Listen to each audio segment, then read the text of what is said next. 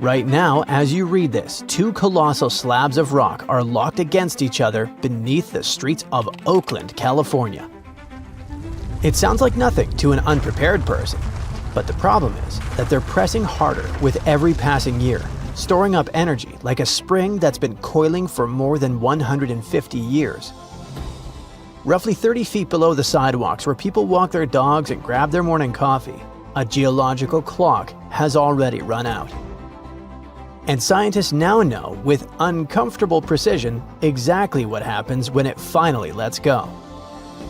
This is the story of the Hayward Fault, one of the most dangerous strips of land in the United States, and the extraordinary computer simulations that are finally revealing the full picture of what the next big earthquake will do to millions of people.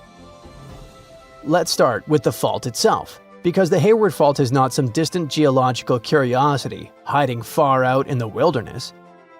It runs for roughly 74 miles right through the heart of California's East Bay, directly under neighborhoods, schools, hospitals, and highways, in cities like Oakland and Berkeley. More than 2 million people live or work along its path. And it is, by scientific consensus, overdue.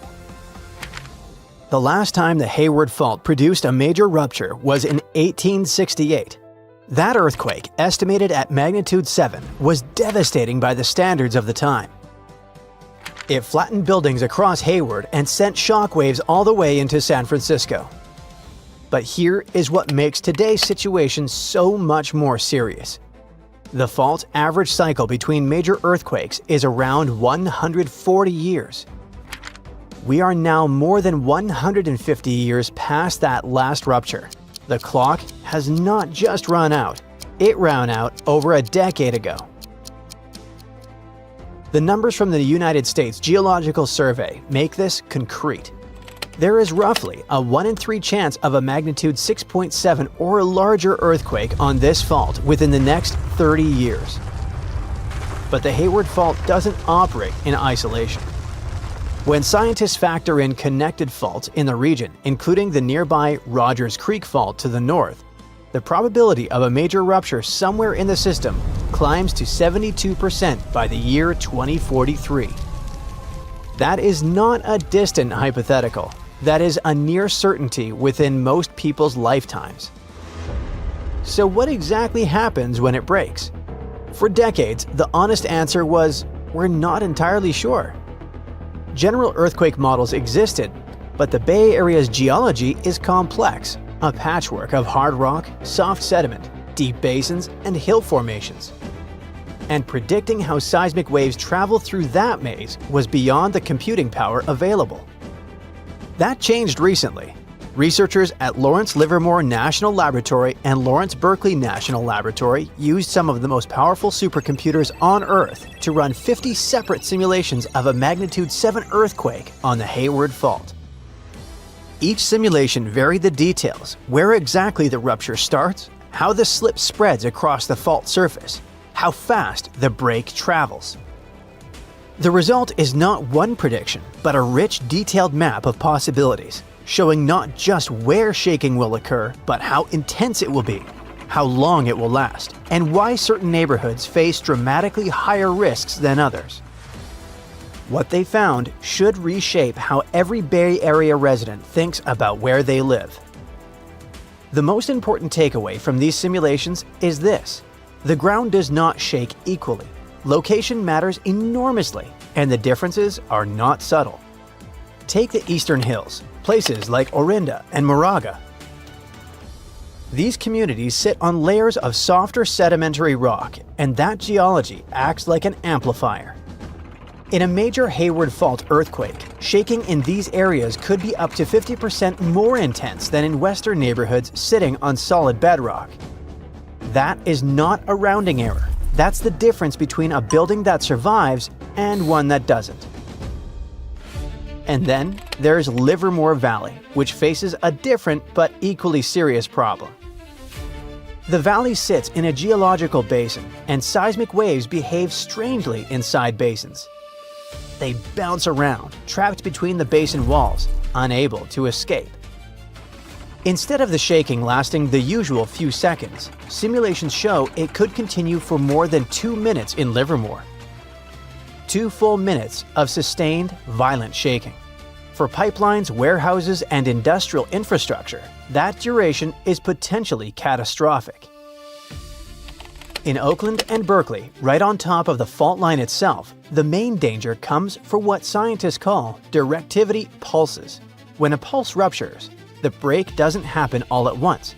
It races along the fault, and in doing so, it flings concentrated bursts of energy forward like a wave from a moving source. Communities directly in the path of that forward momentum get hit with sharp, powerful pulses that are particularly destructive to tall buildings. Skyscrapers and high-rises in these cities face the highest risk from this effect, with ground accelerations that can reach the equivalent of the full force of gravity, enough to overwhelm structures that were not built with this specific threat in mind. Meanwhile, on the western side of the Bay Area, underlain by the hard Franciscan bedrock, things look noticeably different. Ground acceleration there could be 20 to 50% lower than in the highest risk zones. San Francisco itself will certainly feel the earthquake, but distance and solid geology provide meaningful protection. This does not mean western neighborhoods are safe. It means they are safer, relatively speaking. To understand why geology creates such stark differences, it helps to think about how seismic waves actually move. When a fault ruptures, it sends waves radiating outward in all directions, much like dropping a stone into a pond. But unlike water, the ground is not uniform. Hard bedrock transmits those waves quickly and efficiently, so energy passes through without lingering. Soft sediment, by contrast, slows the waves down, compresses them, and forces them to grow taller and more violent. The same way ocean waves rear up and crash when they hit shallow water near the shore. The Bay Area sits on an extraordinary variety of ground materials, which is precisely why 2 neighborhoods just a few miles apart can experience the same earthquake in dramatically different ways. The simulations capture this complexity in finer detail than any previous model, and the results make clear that geology is not just a background detail, it's the single biggest factor determining who gets hurt and who walks away. What makes these simulations genuinely groundbreaking is that they don't just produce abstract data, they produce actionable intelligence. Engineers can already use these results. For skyscrapers in Oakland and Berkeley, the pulse wave risk means buildings need reinforcement specifically designed to absorb those sharp, sudden jolts rather than the slower, rolling motion of distant earthquakes. In Livermore, foundations for new construction must account for extended shaking durations, not just peak intensity. In the eastern hills, slope stability becomes a critical concern. Steep hillside homes face elevated landslide risk when shaking amplifies. For public infrastructure, Bay Area Rapid Transit, BART, and the region's freeway systems are being prioritized for retrofitting based on the directivity cone maps and simulations produced. The fault doesn't just threaten buildings, it threatens the transportation networks people will desperately need after a major event. And for ordinary residents, the implications are personal and practical. Securing heavy furniture, water heaters, and bookcases reduces injury risk. Early warning apps can provide seconds of notice before shaking arrives, enough time to drop, cover, and hold on. Emergency supplies for at least 3 days are not excessive preparation. For a region this exposed, they are basic common sense. The science of earthquake prediction is moving fast. These simulations are already being extended to the San Andreas Fault, modeling potential magnitude 7.5 or larger events. Higher resolution subsurface mapping will push the models to even finer detail. But the Hayward Fault simulation already tells us something profound. We do not need to be helpless in the face of this threat. The ground beneath the Bay Area is not a mystery anymore. We know where the danger concentrates. We know why some neighborhoods will shake harder, why some valleys will shake longer, and why some buildings face risks that others don't. The question is no longer whether this earthquake is coming. The question is whether we will be ready when it does. Something strange is happening beneath the Pacific Ocean, and you aren't safe. If the worst comes to worst, California, Japan, Chile, New Zealand, Alaska, and Indonesia can be devastated by immensely powerful earthquakes and following tsunamis. The reason? The ground under the Pacific Ocean is moving, even though you won't feel this motion. In many places, it's only a fraction of an inch a year, slower than your fingernails will grow. But when we're talking about giant pieces of Earth's crust scraping against each other, even tiny changes can lead to a disaster. At the center of it all is the Pacific Plate, a huge piece of Earth's crust that is constantly moving. Its movement causes some of the strongest earthquakes and volcanic eruptions on the planet. And don't forget about the famous Pacific Ring of Fire. That's a massive zone that stretches around the ocean. Tectonic activity is extremely high in that region. When a powerful earthquake strikes, the ground can split open, roads and bridges can collapse, and power and water can be knocked out for days. If the quake happens under the ocean, it can also trigger giant tsunami waves, flooding entire coastlines. And even after the main quake ends, strong aftershocks can keep shaking the ground for days and weeks, making rescue efforts much more dangerous. Luckily, now we have new technologies like advanced satellites, GPS networks, and sensors placed on the ocean floor. So scientists can track movements that we couldn't see just a few decades ago. They still can't predict the exact day when an earthquake will shake the ground, but they can finally get a way better idea of where pressure is building underground.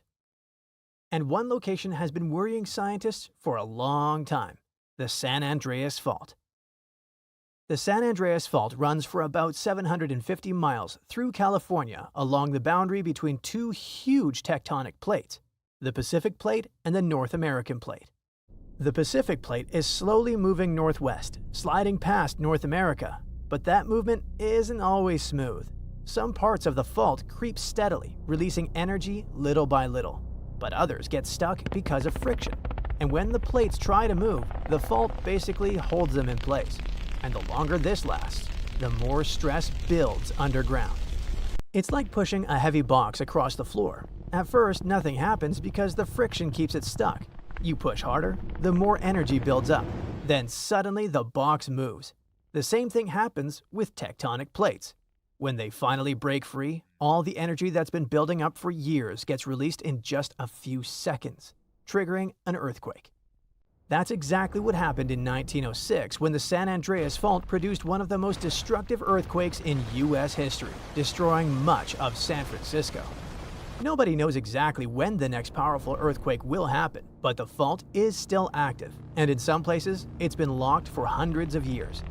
The question is, how much energy it's storing, and what will happen when it finally breaks free? Do you know that our planet has scars? One of them is located in North America. This scar can tell us many cool things about the history of Earth, but the most interesting thing is that it could change the appearance of our continents and break our world. But for some reason, this scar hasn't done it yet. And that's not even the most interesting part. The coolest thing about this scar is that it might hold a giant source of clean, cheap energy. So let's go to Kansas to find out what it is. So, 1.1 billion years ago, a giant rift formed in the crust of our planet on the territory of the modern U.S. Midwest. It's called Broken Heart. This giant crevice is filled with solidified magma, and from afar, it looks like a real scar. But how did it show up? Broken Heart was an ancient rift valley, a huge geological fault forming elongated hollows in the Earth's crust. It occurred because tectonic plates had moved apart. It's like the details of a jigsaw puzzle that suddenly started to separate. At that moment, thousands and even millions of tons of magma spilled out from the depths of our planet. That event looked like a real apocalypse, lasting about 100,000 years. But then it stopped, and scientists don't know why. If the rifting process had lasted longer, then most likely, the continent of North America would look different today, or it wouldn't even exist at all. Right now, this fault looks like a giant horseshoe that stretches from Kansas north to Lake Superior and south to Michigan. But some studies indicate that the fault may be larger and extend even further south, and the width of the fault might equal the width of the Red Sea. After the rifting stopped, the entire valley got covered with hills and trees. The fault itself is covered with a thick layer of sedimentary rocks, so it's quite difficult to track. The most noticeable parts of the rift are in the Lake Superior area. Now everything looks calm and beautiful, but in the past, there were fountains and rivers of lava, earthquakes, a boiling pot on a planetary scale. All that remains of it are deposits of basalt, a dark, dense rock that forms from cooled lava. There was so much basalt that its weight pushed the valley deeper and deeper into the Earth's crust. Even when the eruptions and rifting stopped, the valley continued to sink because of the huge mass of this sediment. Then, massive sections of the Earth's crust on both sides of the valley began to contract, and the pieces of the puzzle slowly started to come together.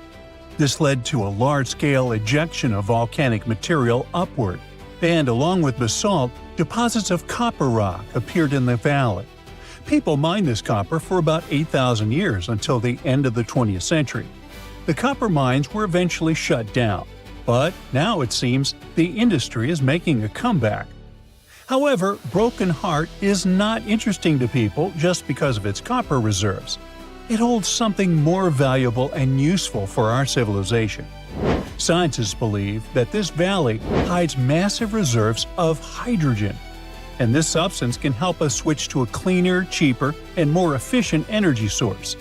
If hydrogen fuel becomes widely available, everyone will switch to it, leaving behind the costly, noisy, and polluting process of oil production. Now, I'll bet hydrogen is a remarkably familiar word to you. It doesn't sound like the discovery of the century, and people have been using it for a long time. On one hand, you're right, but not quite. 90% of the hydrogen produced by humans is used as a raw material for the chemical industry. Hydrogen is used to produce ammonia for fertilizers, methanol for fuel and solvents, and to purify crude oil.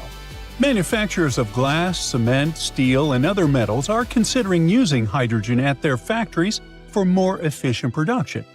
Hydrogen can become an alternative to fossil fuels, that is, oil and gasoline produced from them. Cars, ships, trains, airplanes, and power plants, all of these may switch to hydrogen soon.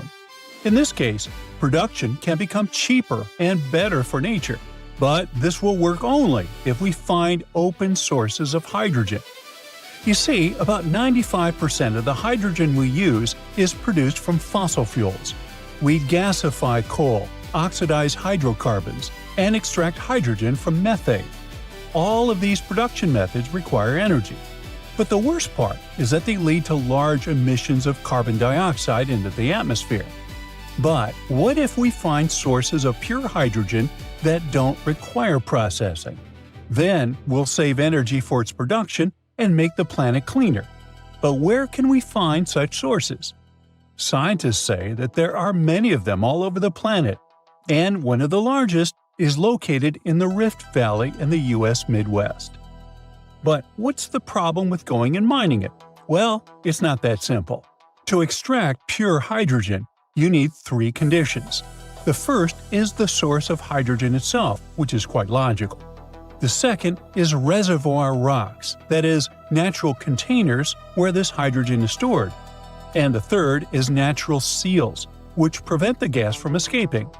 In other words, these seals work like a cap on a bottle. They don't allow the substance to escape. So in general, it's necessary to find where hydrogen is released, where it accumulates, and where it's stored. When these conditions are met, natural resource extraction companies can start working. But how does hydrogen appear altogether? Well, let's go over the basics of chemistry. Hydrogen and oxygen compounds form water. This means you need to split the water into hydrogen and oxygen. This process often occurs in nature. There are many places all over the planet where this happens. Scientists are confident that at least 30 U.S. states have hydrogen reservoirs, and if people detect them, we will accelerate the energy transition to safer and more efficient fuels. Thousands of cars drive around using gasoline. Many of you know the smell of exhaust fumes, that thick polluted air that's hard to breathe. What about electric cars? They must be improving the situation, right? Well, here's another problem. Producing batteries for these vehicles harms nature. The materials used to make batteries are lithium, cobalt, and nickel. Their extraction involves a large release of toxic materials, not only into the air but also into the water. Transporting these batteries also creates a large carbon footprint. Producing a single electric car emits about 4 tons of carbon dioxide. To make up for that, the owner needs to drive it for at least 8 years. That's how long it takes to offset the emissions a regular car would produce. What about reliability and convenience? What will you do if the battery runs out during the trip and there are no charging stations nearby? This problem will be solved in the future with the growing popularity of electric cars. Now, scientists believe that over the past billion years, the Earth's crust has split enough water into hydrogen and oxygen. Our planet keeps this gas in the ground, waiting for us to start using it. According to calculations, even considering all the technologies and production capacities of our civilization, the reserves of hydrogen in the bowels of the planet are enough to supply us with energy for 170,000 years. That's why the giant rift in Kansas attracts scientists from all over the world. Huge quantities of basalt and other rocks can react with water to release hydrogen. And now scientists are looking for places where this material accumulates and is stored. A network of deep faults runs right beneath Seattle, and it can shift at any moment, affecting millions of people. The consequences could be as catastrophic as in the past, when a devastating quake lifted the seafloor, collapsed shorelines, and triggered a massive tsunami. It happened in the winter of the year 923. A powerful earthquake hit what is now the Seattle area. It reached around magnitude 7.5, and the impact was terrifying. The ground didn't just shake violently, it shifted. Shorelines collapsed, parts of the seafloor lifted upward, and a tsunami swept through Puget Sound, flooding coastal areas. This event came from the Seattle Fault Zone. This is a complex system of faults that runs directly beneath modern-day Seattle, and it's still active today. This makes it one of the most dangerous geologic threats in the Pacific Northwest. Now, what threat does it present? Well, if a similar earthquake happened now, it would hit a densely populated region, putting millions of people at risk. It would also cause billions of dollars in damage to buildings, roads, and infrastructure.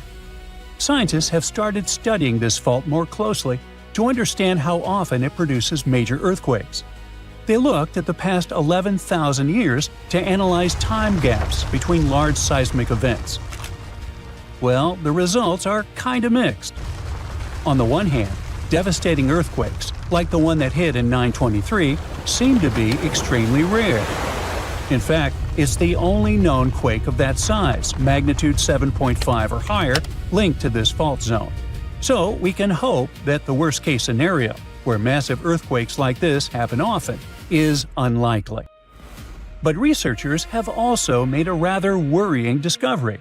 Smaller earthquakes happen more frequently than expected.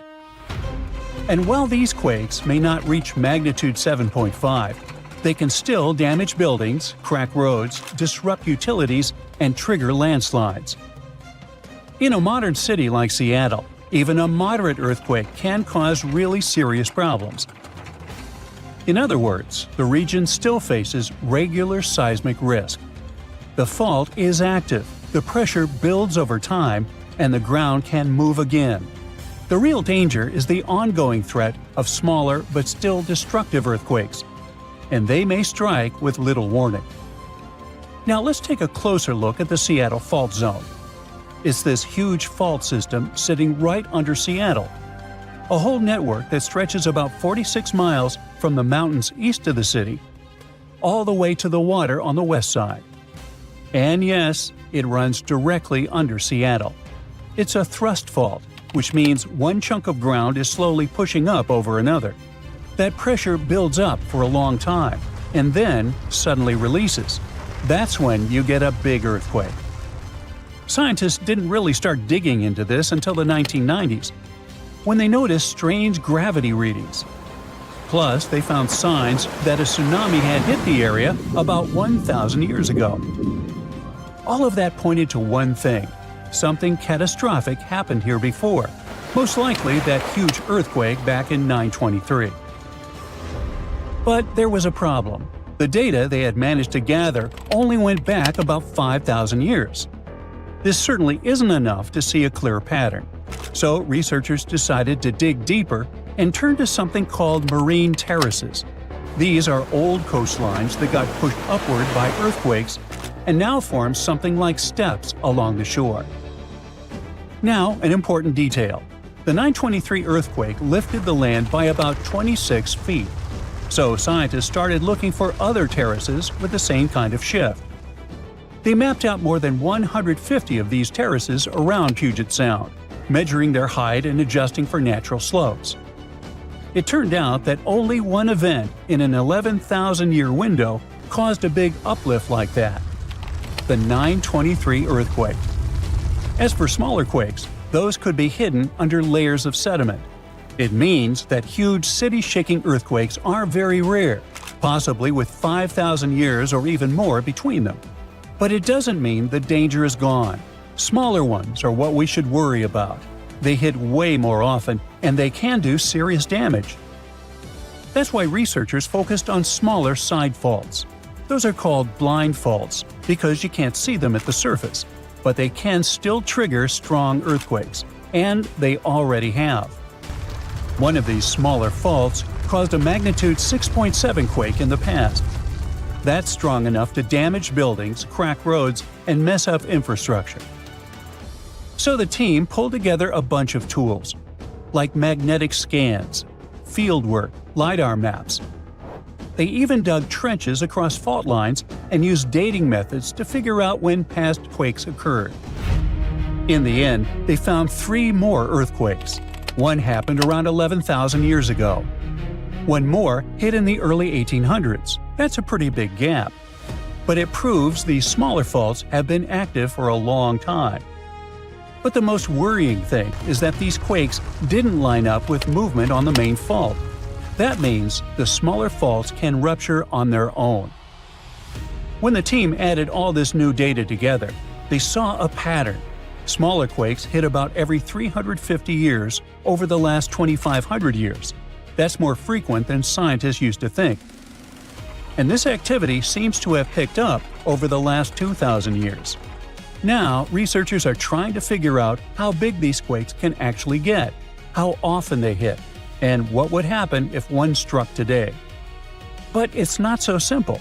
They have to piece the whole picture together from rocks, layers of soil, and tiny clues they find underground. So, where does it leave Seattle? Well, there's a national system called the Seismic Hazard Model. It's what engineers and planners use to decide how strong buildings need to be, how to design infrastructure, that kind of thing. Right now, this system includes the big 923-style quake, but it doesn't really account for the smaller side faults. First of all, these faults are shorter than what the model usually considers. Second, we're still unsure about how powerful their quakes can get. That's why the model should probably be updated, and authorities need to start planning for those more frequent quakes. It could directly affect building codes and safety plans. Now, despite this worrying news, there are other even more dangerous faults on Earth. Like the San Andreas Fault. It cuts through California for about 800 miles. It's where 2 massive plates slide past each other sideways. That constant grinding builds pressure and then releases it fast. That's how you get quakes like the 1906 San Francisco disaster. Today, millions of people live right on top of it, so scientists track every, even the tiniest tremor with sensors, watching for signs of a bigger break. Then, there's the North Anatolian Fault that runs about 930 miles across Turkey. It tends to break in a chain reaction, one quake triggering the next along the line. In 1999, one of those breaks hit Izmit and took the lives of over 17,000 people. Now the stress is building closer to Istanbul, and that's a city with over 15 million people. The Sumatra subduction zone in Indonesia is where one plate dives under another, locking up tons of energy. In 2004, it unleashed a magnitude 9.1 quake and a tsunami that more than 230,000 people didn't survive. It's still active today, and scientists constantly monitor the seafloor and ocean pressure to catch tsunami signals as early as possible. The Alpi Belt stretches over 1,500 miles from southern Europe to Asia. It once helped build mountain ranges like the Alps. Here, plates crash into each other and push land upward. Quakes don't occur here often, but when they do, they can be powerful and hit heavily populated regions. Japan also sits right where several plates collide. It's one of the most earthquake-prone places on Earth. In 2011, a massive offshore quake triggered a tsunami and the Fukushima disaster. Since then, Japan has built one of the most advanced monitoring systems in the world. Thousands of sensors track ground movement in real time to send out warnings within seconds. Something catastrophic is going on off the northern coast of California, and it could turn into a real disaster, affecting millions of people and destroying entire cities. Scientists have just found hidden fault lines there, cracks in the earth that no one fully saw before, and it means the region is likely to be more unstable than we thought. The area is called the Mendocino Triple Junction. It sits offshore where huge tectonic plates meet and push against each other. For a long time, experts believed only 3 tectonic plates were clashing there. That alone already made it one of the most active earthquake zones in the United States. A massive rupture at the Mendocino Triple Junction probably wouldn't change Earth's climate or destroy the planet, but the regional damage could be catastrophic. A massive quake could trigger tsunamis, fires, landslides, and even flooding. There would be widespread infrastructure collapse across the West Coast. Even worse, the impact might not stay local. Ports, shipping routes, energy systems, internet cables, and supply chains would all take serious hits. It would impact economies far beyond the United States. And now it turns out that there are not 3 plates in that region. There are 5. 2 of them were hidden. They're moving deep below, out of sight. But they still add pressure, and pressure like that builds, spreads, and locks into the crust. Besides, this place is where several large fault systems collide. The San Andreas Fault runs into it. The Cascadia subduction zone connects nearby. Another fault cuts across from the side. And all these systems interact, push, and pull at the same time. This creates a zone where the ground is constantly under stress. It may be building in ways we weren't tracking, and some of it could be locking up along hidden faults, storing energy over time. When that energy releases, it won't be a slow, quiet event. In a worst-case scenario, it could trigger devastating earthquakes, potentially reaching magnitude 8. That level of shaking can cause widespread damage across cities, infrastructure, and coastal areas. Millions of people live along this part of California's coast. Roads, bridges, power lines, and entire communities are located on top of this system. And now we know that this region may be more unstable than anyone realized, and the real risk might be higher than expected. It turns out, before we were only seeing the surface. Most of the action was hidden. So researchers set up a network of sensitive instruments across the Pacific Northwest to see what was going on under that part of the coast. These devices picked up tiny low-frequency earthquakes happening deep underground, so small they don't even reach the surface. But down below, they show exactly where the plates are grinding and moving. Those weak signals reveal that parts of the Earth's crust were breaking apart and sinking in ways no one had mapped before. One piece of the North American plate has actually snapped off. Now it's being dragged downward along with another plate, called the Gorda Plate, right at the edge of the Cascadia subduction zone. There was also another buried fragment, a leftover piece of an ancient plate that sat along the California coast millions of years ago. Most of that old plate is gone now, but this chunk didn't vanish. It's still there, and it's being pulled under the continent. And it's happening in a more tangled way than anyone expected. Even the depth of all this is different from what scientists thought. These plates are closer to the surface, and that explains one mystery. The powerful magnitude 7.2 earthquake that hit Humboldt County in 1992 started at a relatively shallow depth, which made the shaking stronger at the surface. Now it makes sense. The source just wasn't as deep as expected because the whole system sits higher up. And one more thing changed. Scientists thought the main fault lines had a clean edge where one plate slides under another. But in reality, it's more scattered, which makes it harder to track. The area looks like a tangled system of broken pieces, all moving, pushing, and slipping underground at the same time. To make sure this wasn't a mistake, researchers also used models based on ocean tides. Every day, tides push and pull on the Earth's crust, adding small amounts of stress to the rock below. So we can track how the ground responds to that stress and understand what's happening underground. Well, the results were the same. It's obvious that earthquake models for this area needed to change. The risk might be higher than we thought. The boundary is off. The whole area is closer to the surface than we previously thought. Plus, there are two danger zones in this region, the San Andreas Fault and the Cascadia subduction zone. Both can produce very large, destructive earthquakes. The San Andreas Fault is one of the most dangerous places on Earth. It stretches for about 750 miles. This is where two huge pieces of Earth, the Pacific Plate and the North American Plate, grind past each other. Every once in a while, they suddenly snap, and that's when earthquakes hit. Even though the plates move only about an inch per year, that slow motion adds up, and stress builds deep underground. In the north, the fault disappears into the ocean. In that place, things get even more intense because it's a zone where multiple tectonic forces collide. This is one of the most unstable regions in the US.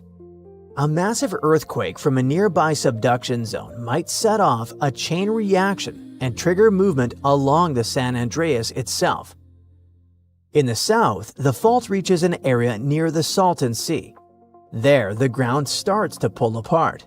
The crust is stretching, thinning, and slowly breaking. It can eventually create a new ocean basin. Right now, sediments from the Colorado River are filling that gap and holding back seawater. But the ground is shifting underneath. The fault was first identified in the late 1800s, but its power became obvious after the 1906 San Francisco earthquake. When scientists made the map of the devastated area, they saw one long, almost perfect line.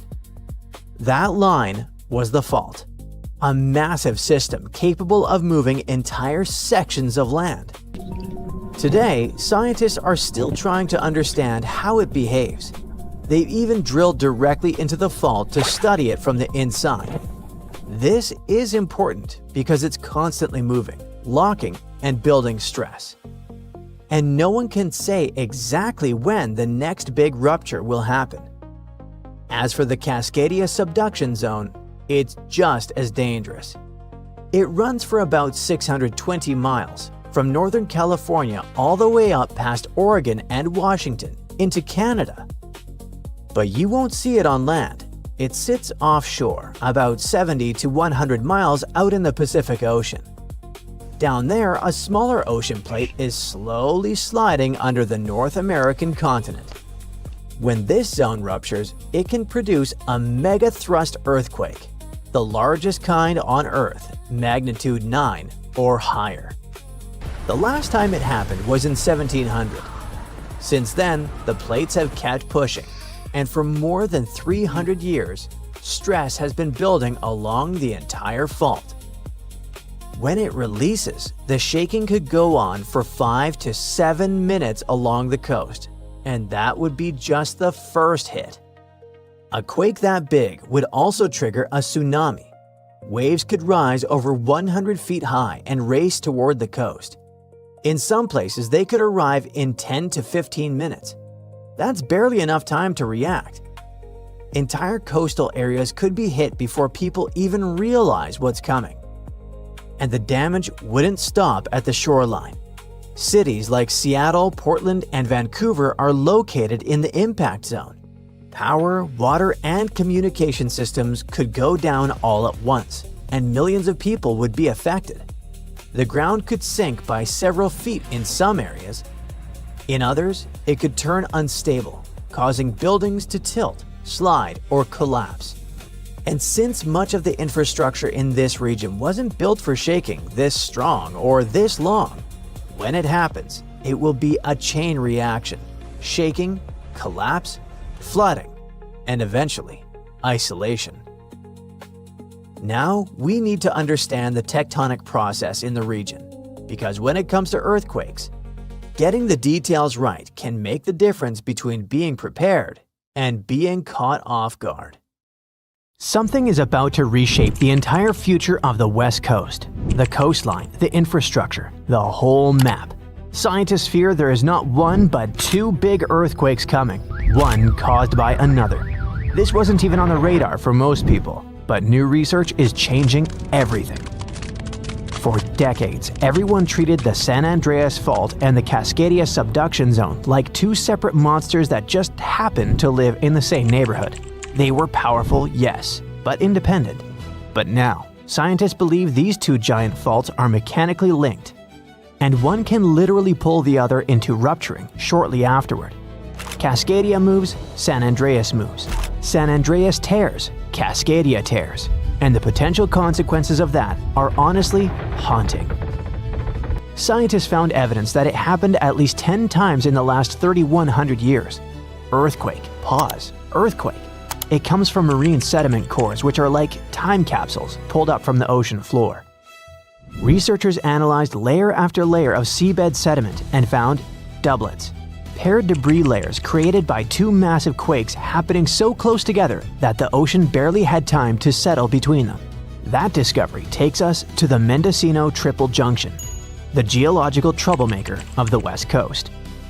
It's the place where three tectonic plates crash and grind into each other like badly aligned gears. It's also the zone where the San Andreas meets Cascadia, which makes it the perfect place for these double quakes to form.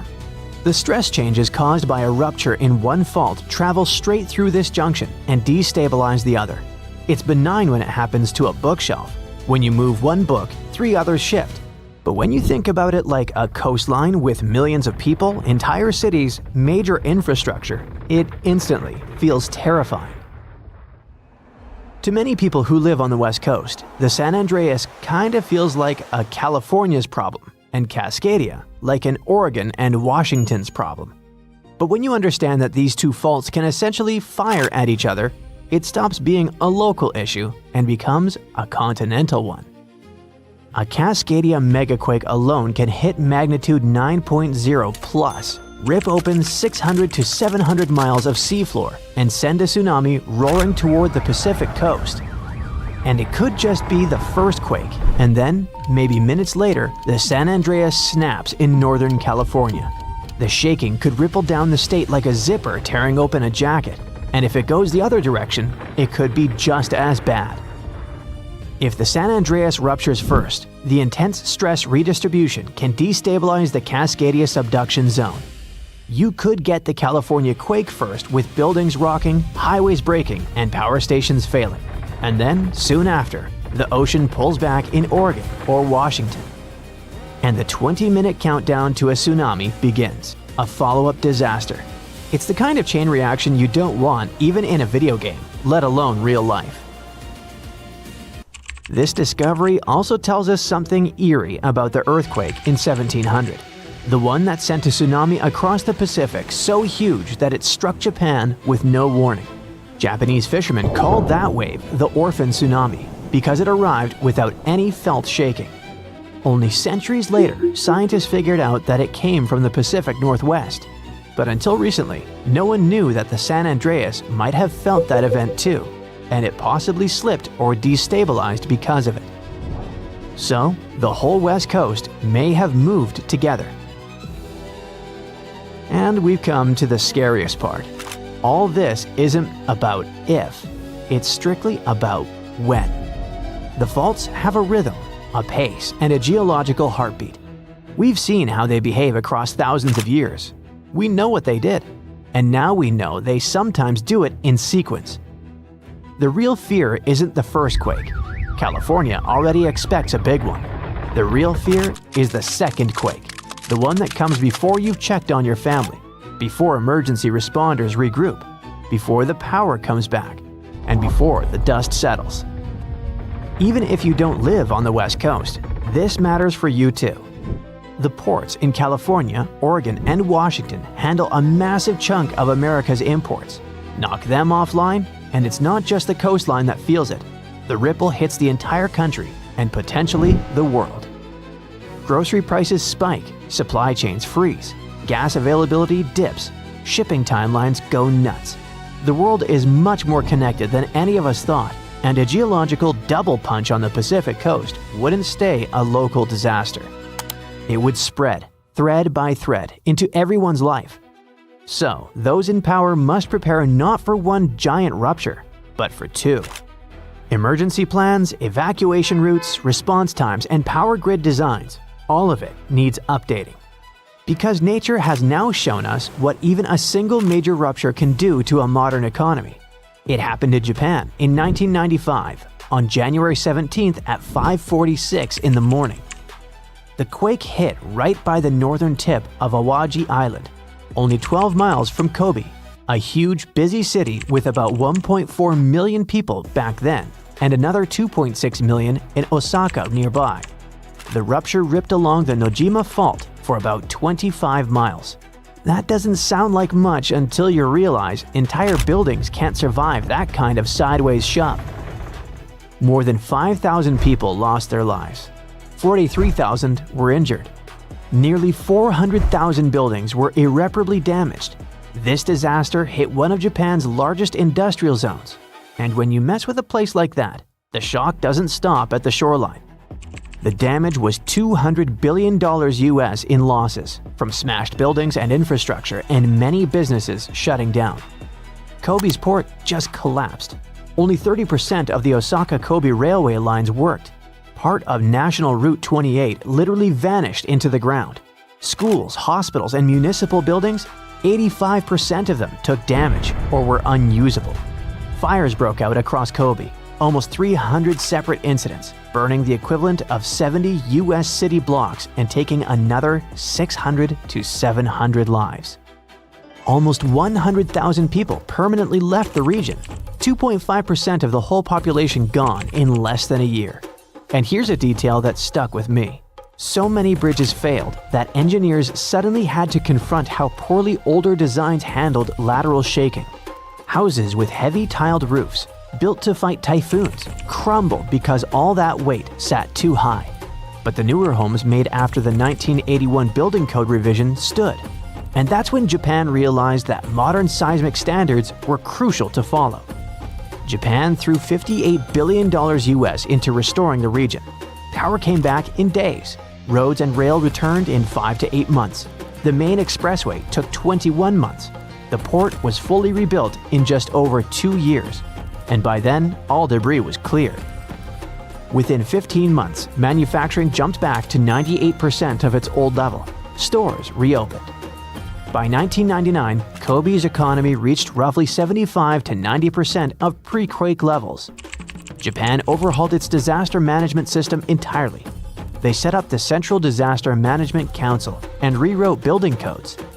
They upgraded everything from emergency drills to fire-resistant city layouts, and they launched the Earthquake Early Warning System that now gives Japan those precious few seconds before shaking hits. the same system that saved countless lives since 2007. But despite all this improvement, the Kansai region still sits on dangerous ground.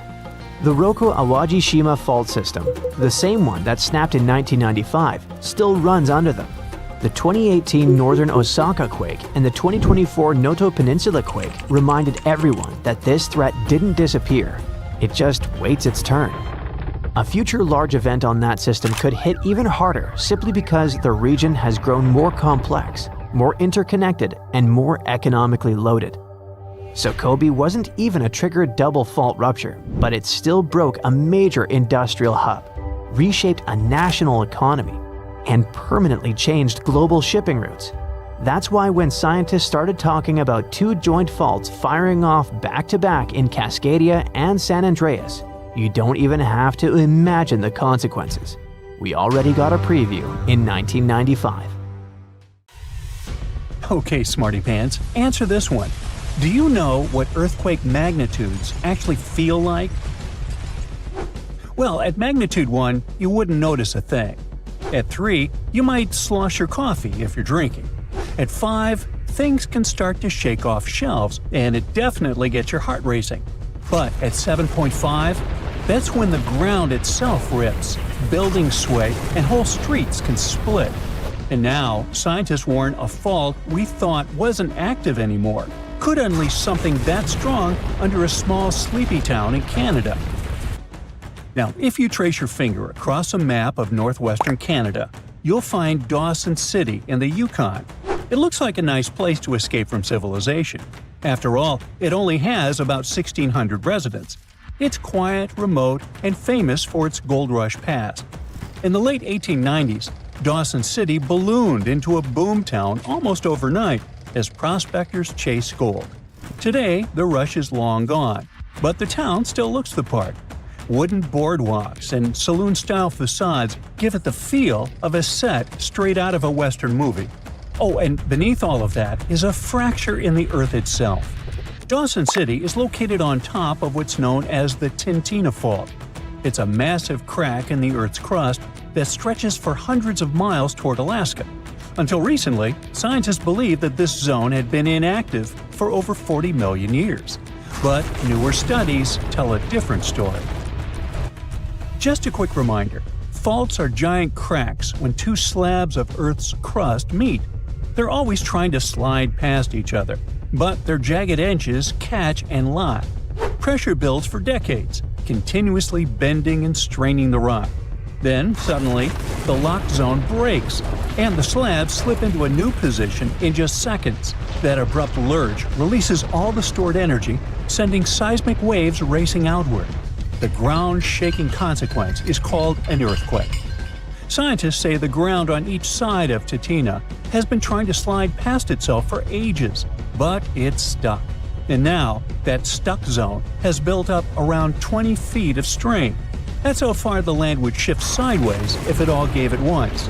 That's not just a small crack. That's straight up something from a disaster movie.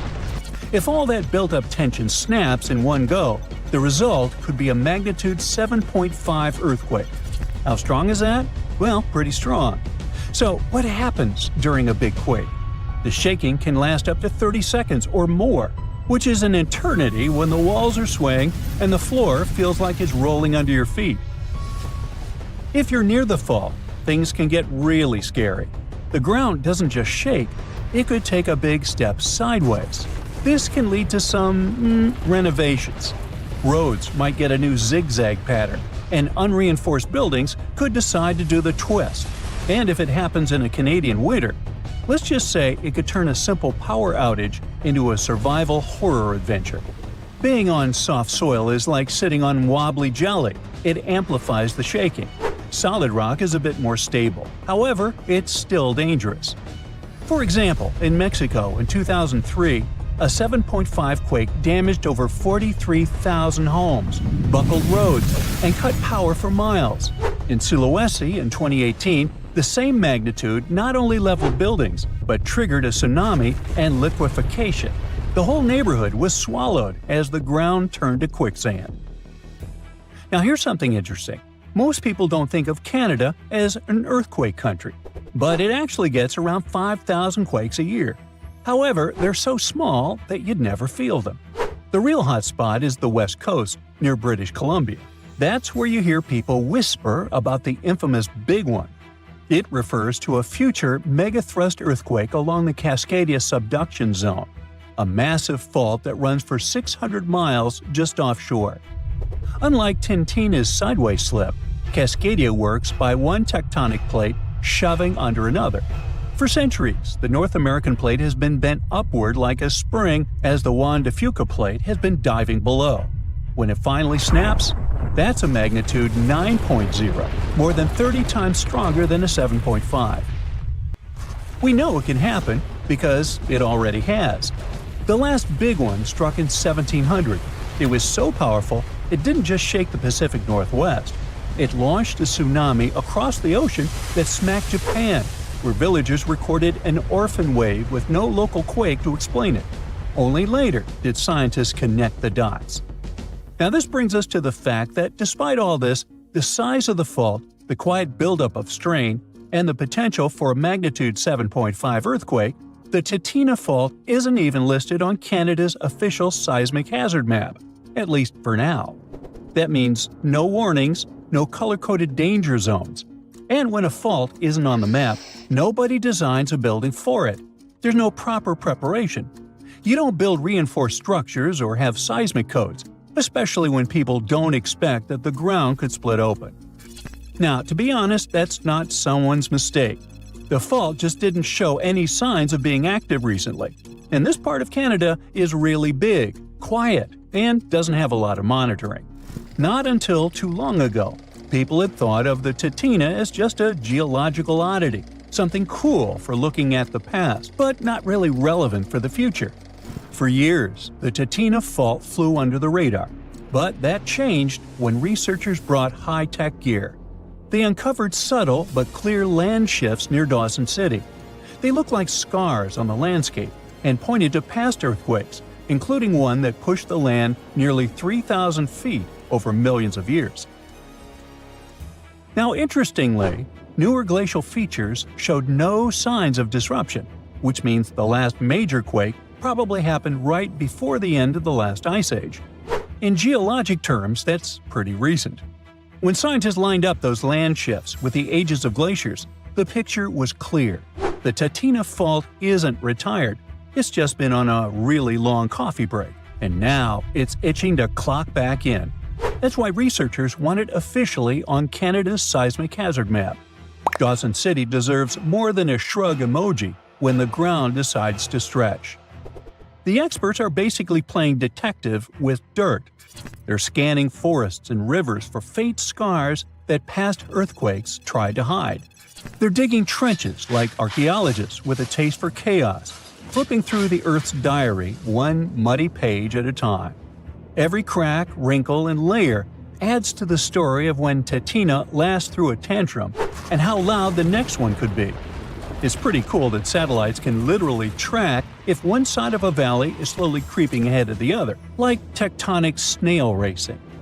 The goal is to find out how often this fault snapped in the past, how much stress it's still holding on to today, and whether it's going to go off quietly or all at once. Finally, just because you know that plates are pushing against each other underneath, you still can't put a date on it. Long stretches of silence might mean the rocks are getting ready for something huge, or they could just be releasing stress in tiny ways that go unnoticed. Scientists can model possibilities, but no one has a countdown clock for the next rupture. The smartest mindset isn't prediction, it's preparation. You brace for the plausible, not the precise, because the Earth's schedule doesn't come with reminders. It turns out the Earth's crust is always fidgeting. It's just that our maps are a little behind on the gossip. A fault everyone thought was harmless might actually be sitting on a magnitude 7.5 size secret. But don't worry, this isn't a cue to panic. It's a cue to get smart.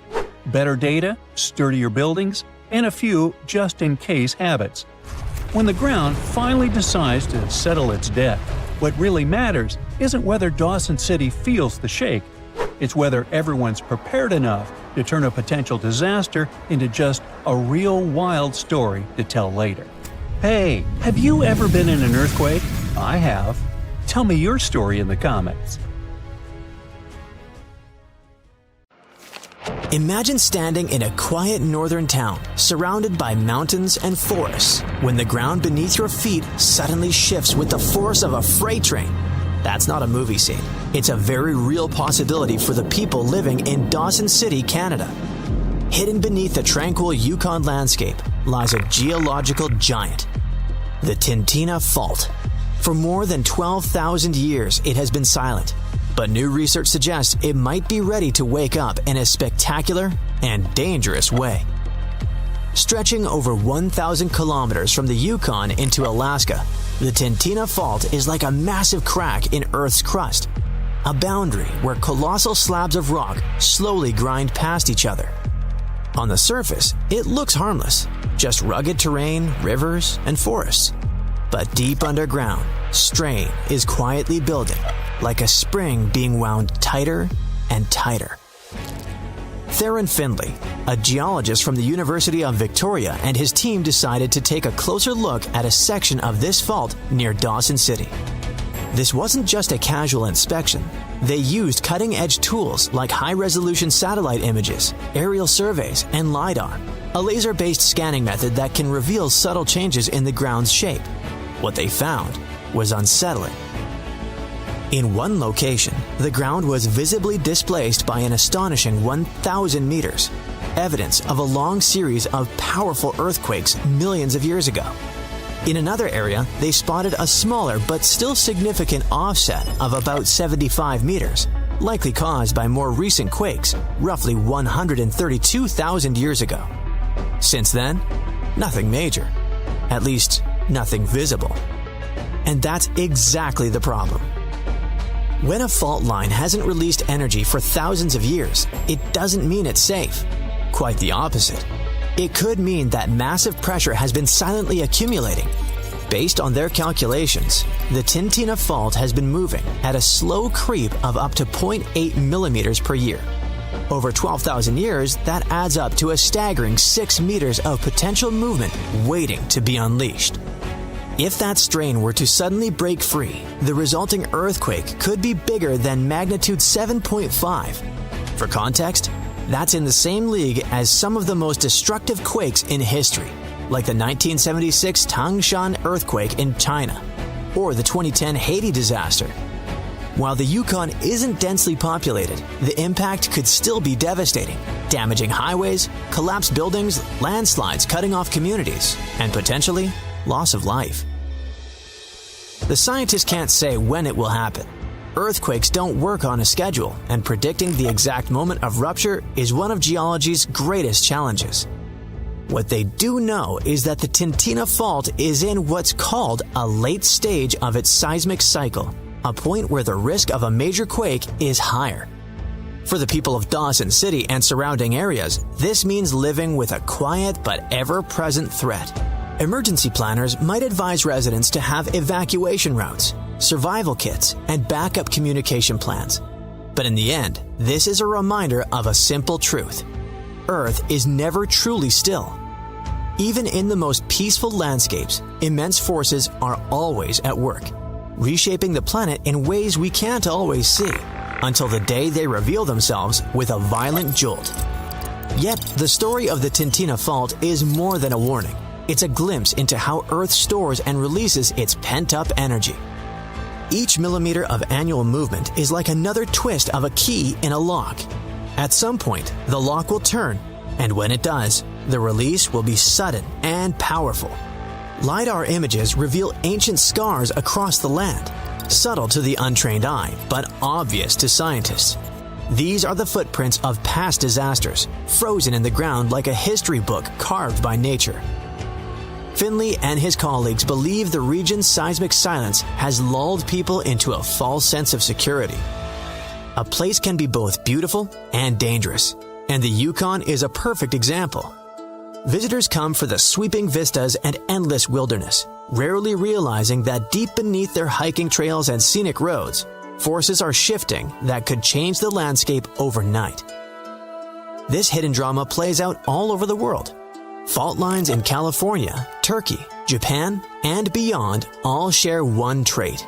They eventually break. The question is never if, but when. The Tintina Fault just happens to be one of the quieter players, which in geological terms can be far more ominous than the noisy ones. And so, the clock ticks, silently, in the frozen north, counting down to a moment no one can see coming. Scientists have been warning us for years that a major fault near the Pacific Northwest could cause a massive earthquake. Now, a new study says the situation could be even worse. The next big one might actually trigger other major quakes in the US, hitting several cities like San Francisco within minutes. It all starts here, in the Cascadia subduction zone. That's where the Juan de Fuca plate is slowly sliding underneath the North American tectonic plate. Now here's the thing. Normally, when one plate slides under another, it sinks into the Earth's mantle, mostly in one piece. Sure, it bends and cracks along the way, and eventually it can break off once it reaches the lower mantle. But at first, it's supposed to sink almost like one continuous sheet. But the Juan de Fuca plate is actually tearing itself apart as it goes down. This movement is dangerous and can cause earthquakes as powerful as magnitude 9.0. The impact could be so big that it reaches far beyond North America, affecting places like Japan or Hawaii. In the US, the situation could be much, much worse. That's because an earthquake triggered by the Cascadia subduction zone could also wake up the San Andreas Fault. Yep, apparently two of the most dangerous fault systems on the US West Coast may be connected in a rare kind of synchronization. A new study suggests that activity on one fault could trigger earthquakes on the other, raising the possibility of major quakes happening just hours or even minutes apart. Researchers figured this out by studying layers of sediment taken from the ocean floor. They compared the material from both areas and noticed that some layers looked similar and seemed to form around the same time. So they think the Cascadia and northern San Andreas Fault may have been in sync for at least the past 1,500 years, but it's still hard to know exactly when they started triggering each other. The bad news is that their connection could cause massive earthquakes just minutes apart. If both faults went off close together, cities like San Francisco, Portland, Seattle, and Vancouver could all be dealing with emergencies at almost the same time. Unfortunately, the study still can't say when the next synchronized earthquake could happen. But this discovery is a big deal because it helps us prepare for a disaster that could be much bigger than we thought. There's something curious about Scotland when seen from above. An almost perfectly straight line cuts right across the country from coast to coast. You might have never noticed, but that giant scar has existed for hundreds of millions of years. And right along its path lies one of Earth's biggest mysteries, the Loch Ness Monster. Meet the Great Glen Fault. Just like other major fault zones around the world, it was born because of the movement of Earth's tectonic plates. So let's go back in time, like 430 million years ago.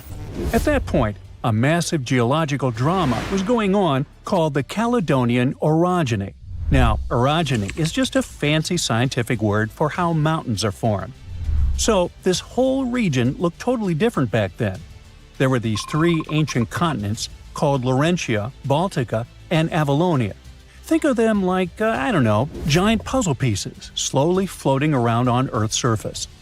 Over millions of years, these enormous chunks of land drifted and eventually smashed into each other. When they collided, the edges of the continents crumpled and folded, kind of like a piece of paper bunching up when you push it from both sides. But some scientists believe the continents didn't just crash straight into each other. Instead, they started sliding sideways past one another. Imagine pressing your fingertips together and rubbing your hands back and forth. That sideways motion is what scientists call a strike-slip fault. What I mean is, these massive blocks of rock move side to side rather than up and down. So, bit by bit, the land on either side of the fault kept inching past each other, shifting by several miles over geologic time. During the late Cretaceous to early Tertiary, which happened roughly 66 million years ago, the region shifted once again. This time, scientists believe the land's displacement was about 64 miles. Then, the ice ages came along. Rivers and glaciers found that giant crack in the earth and dug it out even more, making it deeper and wider. That's how they carved out the lakes that follow the fault's path. Finally, dump all of that into a geological blender, and there you have it, the Great Glen Fault in all of its majestic glory today. Yep, all that movement of the land helped sculpt the mountains and deep valleys that shape the highlands as we see now. Now, the interesting thing is, the story of the Great Glen Fault doesn't stop in Scotland. This scar in Earth's crust actually has a secret twin across the ocean. The fault probably continues on the other side of the North Atlantic, over in North America. But over there, it's no longer one continuous crack. About 200 million years ago, Earth decided to shake things up. That's when the Mid-Atlantic Ridge began forming, basically a giant underwater mountain range that started pushing the continents apart and broke the original fault. So now, the North American side of the Great Glen Fault shows up as what is now called the Cabot Fault, also known as the Long Range Fault. It slices through the length of northwestern Newfoundland in Canada and even stretches out into the Gulf of St. Lawrence. Meanwhile, back in Scotland, the fault lines up perfectly with the Great Glen, a valley about 62 miles long, stretching from Inverness in the northeast all the way to Fort William. And it's filled with gorgeous lochs. One of the largest and most famous of these lochs, of course, is Loch Ness. Yes, I'm talking about the Loch Ness, that mysterious stretch of water that's said to be home to the Loch Ness Monster. You know, the legendary creature with the long neck that likes to poke out of the water every now and then, and that sends shivers down the spines of anyone lucky or unlucky enough to catch a glimpse. At least, that's what people say. But despite many years of searching for the creature, everything from thermal imaging drones to miniature submarines, no one has found any real evidence of the monster. And one interesting fact is that the Loch Ness Monster might be directly linked to the Great Glen Fault. Some geologists think that plenty of Nessie sightings might actually be, well, just simple bubbles, big ones, and they were probably caused by the fault itself. The thing is, all the movement in this region hasn't been confined to millions of years ago. Over the past 150 years or so, there have been occasional moderate earthquakes rumbling through the highlands. When the fault lines shift, even just a tiny bit, they can release gas pockets trapped underground. Then, rising gas bubbles can disturb the surface of a lake, creating ripples, waves, or sudden bursts of movement across the water. And that's exactly the kind of thing that might look to someone standing on the shore like a giant creature swimming just beneath the surface. But in reality, it could simply be the Earth shifting by a fraction of an inch along that ancient fault. Or, as I like to put it, the lake has farted. Big question, is this region still moving? I mean, is this big geological map actually getting bigger nowadays? Well, it's hard to say, because scientists don't all agree. Some researchers think the Great Glen Fault is still active today. They consider it a reactivated strike-slip fault, meaning there might still be some action happening deep underground. The rocks on either side might still be straining and inching past each other. And, in fact, occasional moderate tremors have been recorded over the past 150 years, usually with magnitudes of around 3 or 4. But not everyone is convinced. Other scientists point out that there is no solid evidence of significant modern activity along the main fault, and the seismic activity over the past few centuries hasn't been strong enough to prove the fault is seriously on the move. Take the Inverness earthquake that happened in 1901, for instance. To this day, it's considered one of the strongest that ever happened in Scotland. People felt it all across the country, and the earthquake damaged several buildings in Inverness.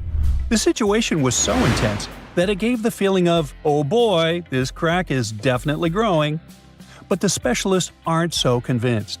Some believe it likely happened on a secondary fault connected to the Great Glen Fault, but not directly on the main fault itself.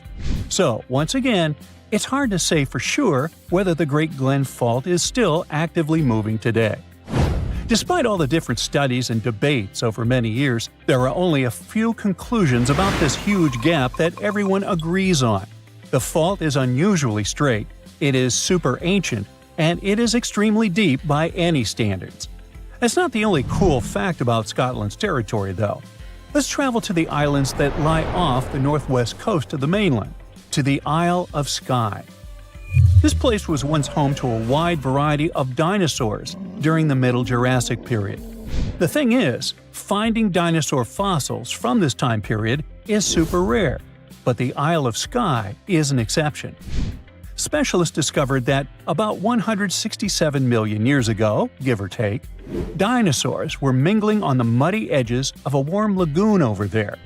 As they gathered around this ancient watering hole, they left behind layers of overlapping footprints. Specialists first noticed these tracks in the early 1890s, but at the time, they concluded that the impressions were petrified burrows of ancient fish. But then, in 2019, a graduate student from the University of Edinburgh went there and figured, nah, these are definitely three-toed dinosaur footprints. And he was right. Over several years of fieldwork, he and his colleagues discovered more than 130 individual prints. The team believes that the tracks were left by megalosaurs. These were large dinosaurs, around 20 feet long, and they were serious meat eaters. In fact, they sat right at the top of the local food chain during the Middle Jurassic. But at the time those footprints were made, these big boys probably weren't hunting prey. No, their tracks show that they were just walking around, wandering in different directions, probably hanging out near the water. And this spot is so special because it gives us a rare peek into what life was like in the Jurassic period. The floor is lava! Haha, just kidding. But honestly, it's kind of falling apart. You might not feel it yet, but a huge part of North America has already lost 37 miles worth of rock from its foundation. And no, this isn't about earthquakes or giant sinkholes. It's about the continent losing pieces of the very thing that keeps the ground from wobbling around like a bad carnival ride. A team of researchers has just dropped a geological bombshell. Part of North America's ground is thinning out like a very sad, very slow ice cream drip. How do they know? They basically gave Earth a high-tech full-body MRI and created 3D maps showing how rocks once considered indestructible are now melting away into the planet's guts, like an upside-down cheese pizza inside an oven. But to really understand this mess, you first have to meet my old friends, cratons. Cratons are like the roots of the continents. They're thick, tough, and ancient. We're talking billions of years old. These bad boys survived meteor impacts, supervolcanoes, and even the tectonic movement of plates. If the plates got into fistfights, for example, you can bet we would see mountain ranges being born. If they got a divorce, drifting apart from each other, then a whole new ocean would be born. All of these things leave scars on the surface of Earth, but the cratons seem to always remain unfazed, like the cockroaches of geology. And since a craton can basically get punched in the face and feel nothing, scientists always assumed these things were nearly indestructible. But then, a group of researchers took their fancy machines to the test and realized that, wait, the cratons are falling apart? How? Enter the Farallon Plate, a really ancient tectonic plate that started to slide under North America's major plate over 100 million years ago. This is a pretty normal process, actually. It's called subduction, and it's how Earth recycles rocks and keeps itself from overheating. This subduction thing has been happening for so long that, by now, the Farallon is almost 400 miles away from the craton, sitting pretty chill at the lower mantle, weirdly close to the outer core of our planet. But the Farallon has been causing trouble, like that one roommate who moved out but keeps leaving weird stuff in the fridge. You see, as it sinks, it tugs on the bottom of North America's foundation, stretching it out and causing pieces to fall off into the deep mantle. And if that wasn't enough drama, the sinking Farallon has also leaked water and carbon dioxide into the surrounding rocks, making the craton even softer and easier to shred apart. Thanks, Farallon. Very cool of you. By studying hundreds of earthquakes across thousands of monitoring stations, scientists have confirmed the story. Big chunks of continental material are dripping downward, thinning the craton by as much as 37 miles. That's more missing rocks than can fit into a milk carton. Sounds dramatic, right? But don't worry. This is happening at a snail's pace. It'll take millions of years for anything noticeable to happen. Your great-great-great-great few grandkids from the distant future might still be standing on solid ground. But don't get too comfy. This thing may not be an urgent problem, but there's another type of sinking that's happening faster than you can say, "Help." Here's the thing. By 2050, at least 32 major cities in the US, including New York, Baltimore, and Charleston, could be partially underwater. And guess what? This one is mostly our fault. Scientists noticed that since 2007, some cities have been sinking into the ground between 0.04 and 0.08 inches every year. Charleston, in South Carolina, is pulling ahead in the worst way possible, sinking 0.15 inches annually. Sure, these numbers sound tiny and a bit ridiculous, but Charleston is barely 9 feet above sea level. And a little sinking goes a long way when the ocean is breathing down your neck. On really bad flood days, people there have to abandon their cars and basically swim home. This whole phenomenon is called land subsidence. And when you mix sinking land with rising sea levels, you get a disaster cocktail of flooded streets, salty farmland, ghost forests, and a lot of very cranky homeowners. And it doesn't stop with just homes. Infrastructure like bridges, roads, airports, and power plants, all things we rely on daily, are also at risk of serious damage.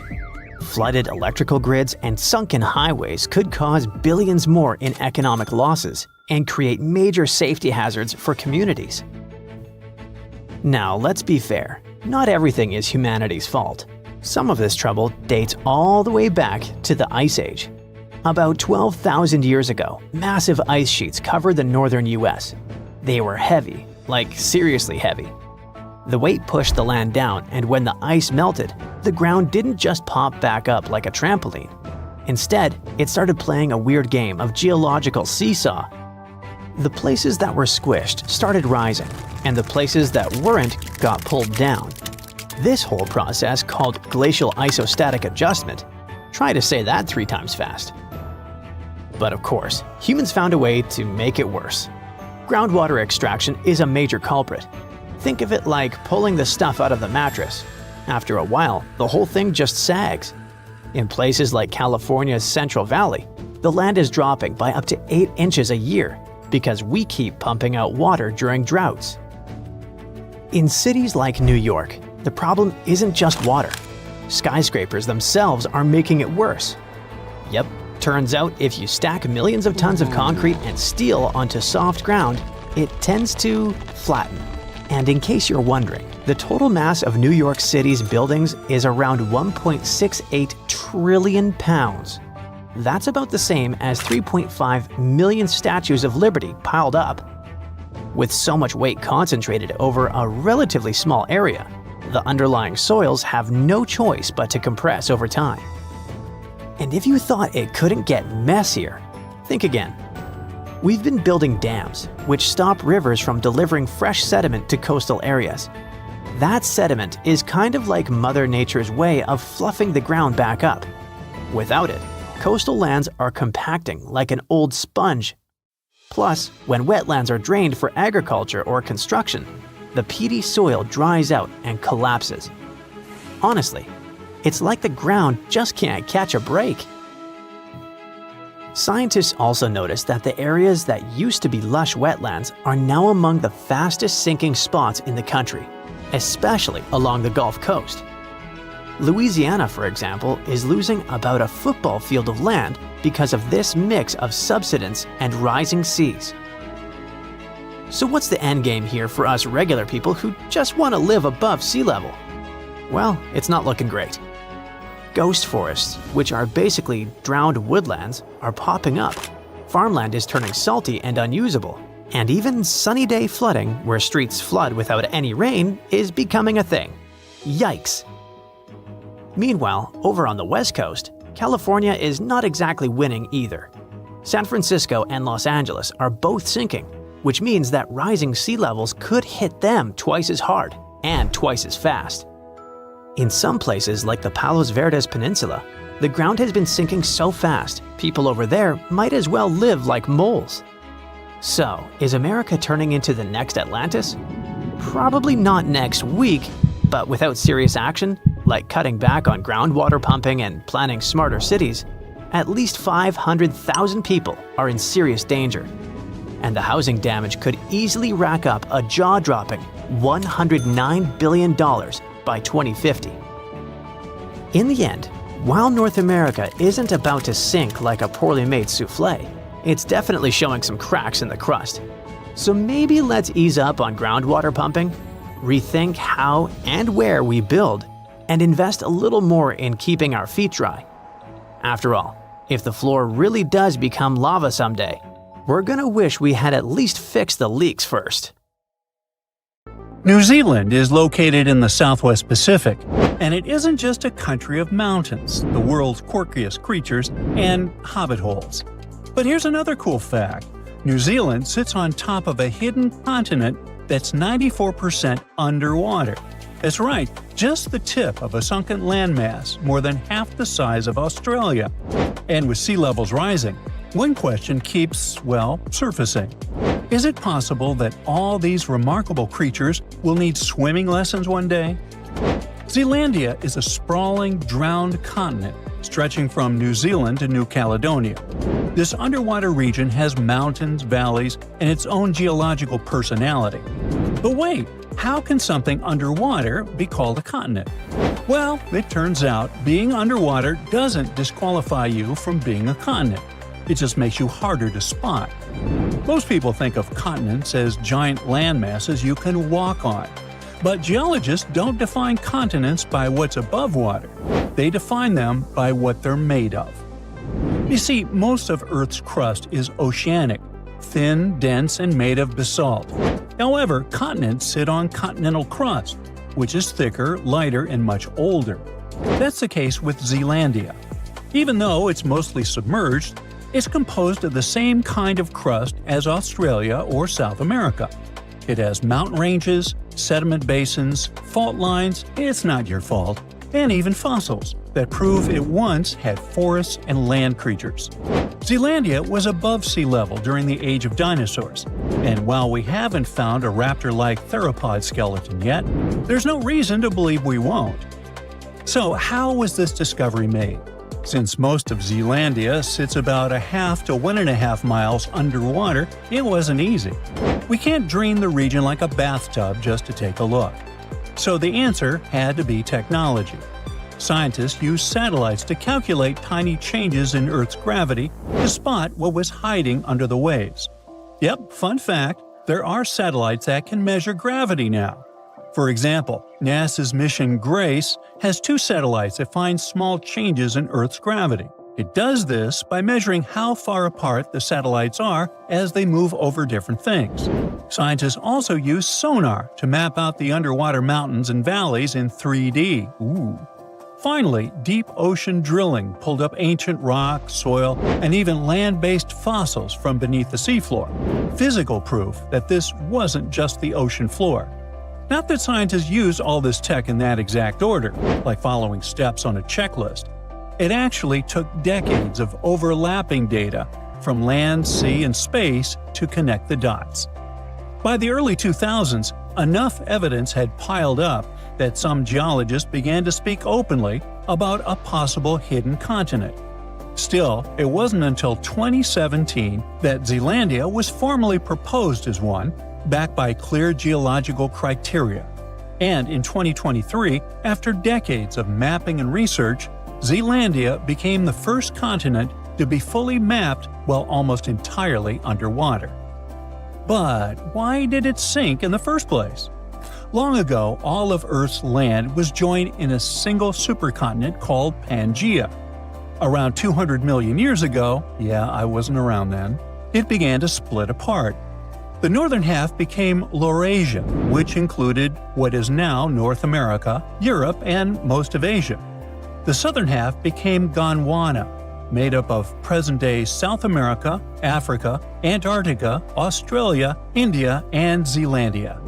About 85 million years ago, Zealandia broke off from Gondwana.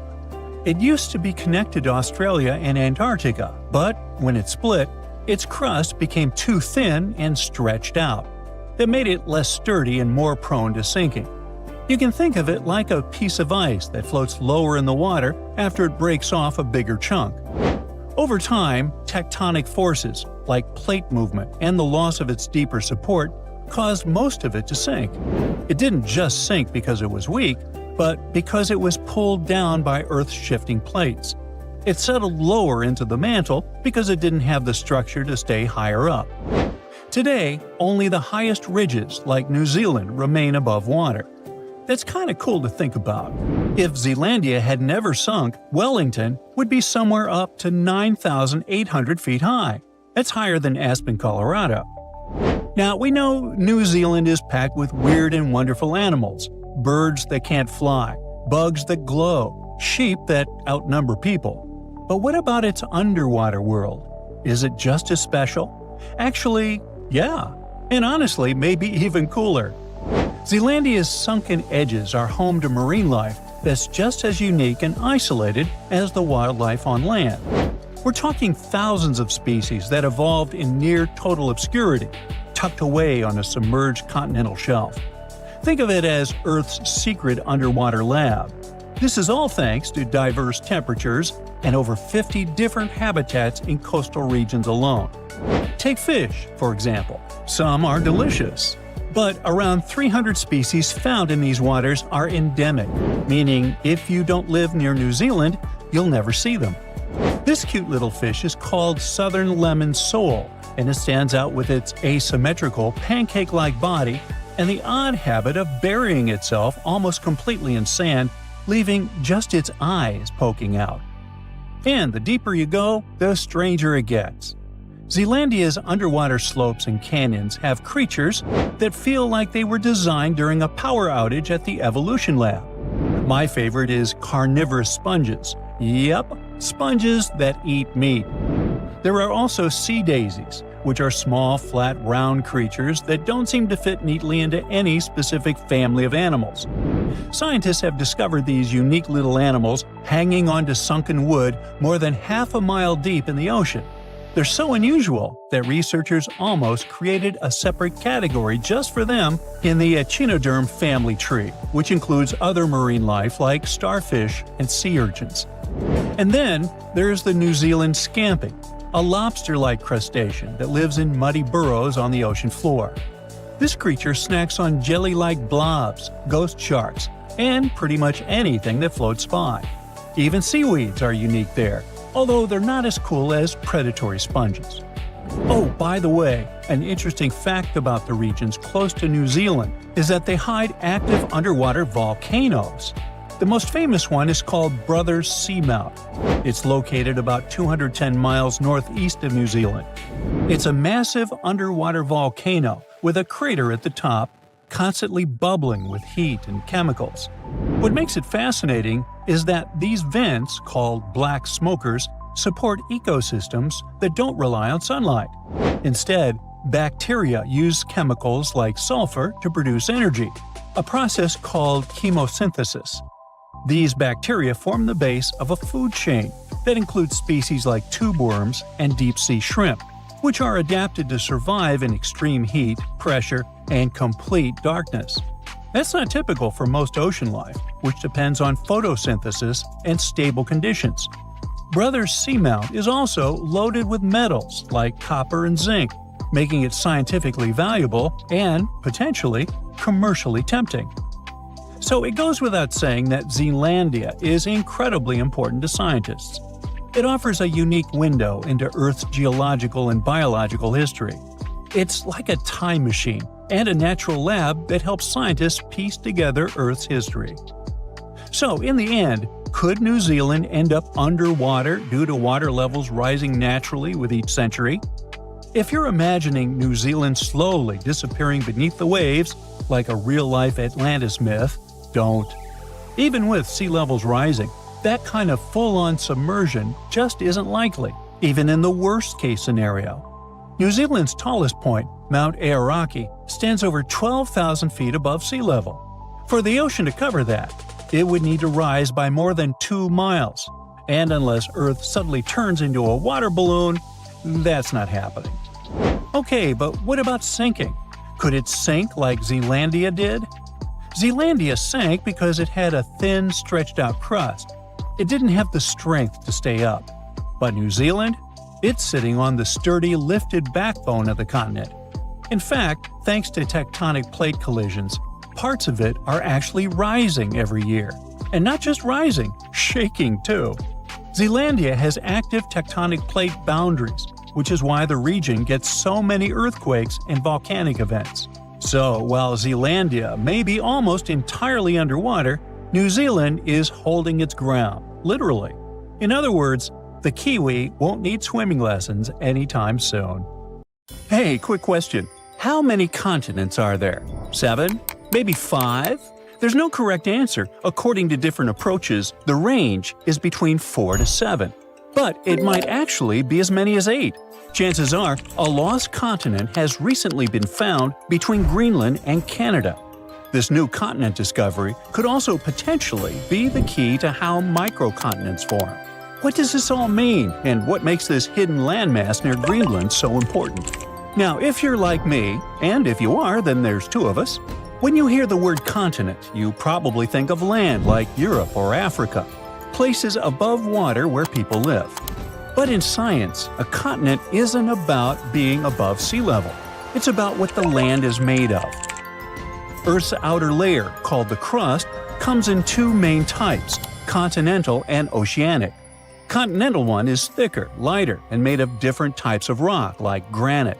The oceanic crust is thinner, heavier, and made mostly of dark volcanic rock. Now, the discovery under the Davis Strait between Greenland and Canada appears to be a piece of continental landmass, even though it's under the ocean. Scientists call it a proto-microcontinent because it began to break off from a larger terrain millions of years ago, but never quite made it. As tectonic plates slowly shifted, the Earth's crust in this region stretched and cracked. One chunk started to split away, but for some reason, the process stopped. It didn't drift off like a full continent, and it didn't sink like ocean crust either. Instead, it stayed right there, floating beneath the waves all this time. This makes it different from true microcontinents, like Zealandia, which have completely detached and now exist as separate tectonic blocks. Zealandia is a submerged microcontinent near New Zealand. About 94% of it lies underwater, but because it's made of continental crust, many geologists say it qualifies as Earth's 8th continent. However, Zealandia is still debated because it's too big to be a microcontinent, and there's no official global body to define its status. There's no global organization like the UN or some kind of international geology council that can declare, hey, this is a new continent. Unlike Madagascar, which is fully above sea level and widely accepted by geologists as a classic example of a microcontinent, Zealandia is still waiting for a proper label. I know you're probably wondering, isn't Madagascar an island? The simple answer is, it's both. It's the 4th largest island in the world, completely surrounded by water. But it's also geologically considered a microcontinent because it broke off from the supercontinent Gondwana around 88 million years ago and is made of continental crust, not oceanic crust. Unlike volcanic islands like Hawaii, this isn't just built from lava. It's a real piece of ancient continental crust. So Madagascar checks both boxes: island by geography, microcontinent by geology. And that's exactly why these discoveries can be fascinating. Just like Madagascar stands out above the waves, this newly discovered landmass under the Davis Strait stands out beneath them, thanks to its unusual structure. What makes it stand out is its unusual thickness. Most of the ocean floor is thin, like metal. This is more like packed clay, layered with continental materials. Underneath this cozy comforter, scientists discovered some odd layers of rock, unusual because they're not where they should be. These layers act more like the materials found on continents rather than those typically seen on ocean floors. There are hints of granite-like formations and distinct magnetic properties, which suggest that this stuff is similar to what makes up dry land. The size is also remarkable. The proto-microcontinent is about 12 to 15 miles across, which makes it roughly the size of a mid-sized city, like Manhattan Island at 6,500 feet underwater. The fact that it sits right under the Davis Strait, one of the widest ocean passages on Earth, makes it one of the largest submerged continental fragments we've found. According to researchers, this landmass began to form between 58 and 49 million years ago, when Greenland and Canada were slowly drifting apart. Maybe they just weren't getting along. Hey, it happens. As they pulled apart, the crust under the Davis Strait stretched, and one of the main fault lines shifted. But the breakup didn't finish. Around 48 million years ago, the rifting stalled and Greenland's motion away from Canada slowed dramatically when it later bumped into Ellesmere Island. It's like a car swerving off and then back onto the freeway, a turn that was never completed. That's basically what happened. A chunk of land got stuck between the motion. It didn't float off into the ocean like a new continent, and it didn't get pulled down into the Earth either. It just stayed where it was, stranded beneath the water. But that's not all. This chunk has its own fault system, and scientists say it actually looks like a miniature version of the San Andreas Fault in California. Now, a fault is basically a crack in the Earth's crust where sections of rock slide past each other. Think of it as a place where the Earth's surface split and tried to slide sideways. In California, this movement still happens today and can cause earthquakes. But under the Davis Strait, it's a different story. The movement started, then suddenly stopped, like hitting pause in the middle of a big shift. It's a frozen moment in the planet's past, preserved right beneath the waves. For geologists, that makes the microcontinent under Davis Strait incredibly valuable. That sudden pause in motion helps explain why some chunks of land break away cleanly, while others twist, stall, or disappear. But this isn't just academic. By studying how continents break apart or stall, scientists can better predict future shifts in land, fault lines, and seismic activity. And predicting earthquakes and geological hazards could prove quite valuable to everyone. Knowing how microcontinents form could help us anticipate how the planet's surface might shift over millions of years, which affects everything from climate models to resource availability. But even just the technological advancement needed for such discoveries is greatly beneficial. The same tools used to map this hidden land are used for oil exploration, laying undersea cables, climate monitoring, and even search and rescue missions. Speaking of technology, for a long time, this hidden landmass near Greenland remained invisible. Just 10 or 15 years ago, the ocean floor under the Davis Strait was basically a mystery. It's deep, almost frozen, obviously not the easiest place to explore. But today, thanks to modern tools, a new continent discovery could be just a matter of time. Scientists can finally see and hear what's going on under all that water. First, they use seismic reflection imaging. That's a method where ships send sound waves down to the ocean floor and record how they bounce back. Various layers of rock reflect sounds in different ways, which helps build a picture of what's hidden underneath. It's kind of like how bats use echoes to see in the dark. Satellites also play a role in collecting gravity data. This may sound strange, but different types of rocks have slightly different weights. Heavier rocks create stronger gravitational pull, and satellites can measure those tiny differences. Another tool commonly used for these explorations is underwater sensors, which sit quietly on the seafloor and listen for natural vibrations, like mini earthquakes or shifts in rock. These vibrations help scientists figure out what the crust is made of and how thick it is. They're basically ears on the ocean floor. They also most likely used AUVs, or autonomous underwater vehicles, basically robot submarines that can scan the seafloor in high resolution even under thick ice. In any case, scientists are very excited because this new continent discovery is more than just a geological surprise. It's what they call a natural laboratory. The study of the microcontinent Davis Strait offers a rare opportunity to understand how microcontinents form, evolve, and sometimes fail to fully separate. It also reminds us that Earth's crust isn't as neatly divided as we once thought. Beneath the ocean, there may be other hidden landmasses near Greenland or elsewhere, almost continents, just waiting to be found. This lost continent of Canada may not have made it as a fully fledged landmass, but its discovery is already reshaping how we view plate tectonics. And thanks to advances in technology, places we once ignored are now offering up secrets about the planet's deep past, and maybe even its future. If you pull up a map, here, let me do that for you. The Strait of Gibraltar looks almost laughably narrow. At its tightest point, Europe and Africa sit just about 9 miles apart. You could technically kayak that on a calm day, if only it wasn't highly dangerous. Now, engineers want to punch through rock, pressure, and moving continents to turn that ancient divide into a boring 30-minute commute. And it's going to take a lot of boring. Yeah, that's a joke. But wait, why go through all that trouble and not just connect Europe and Africa with a bridge? Well, the biggest problem is the Strait of Gibraltar itself.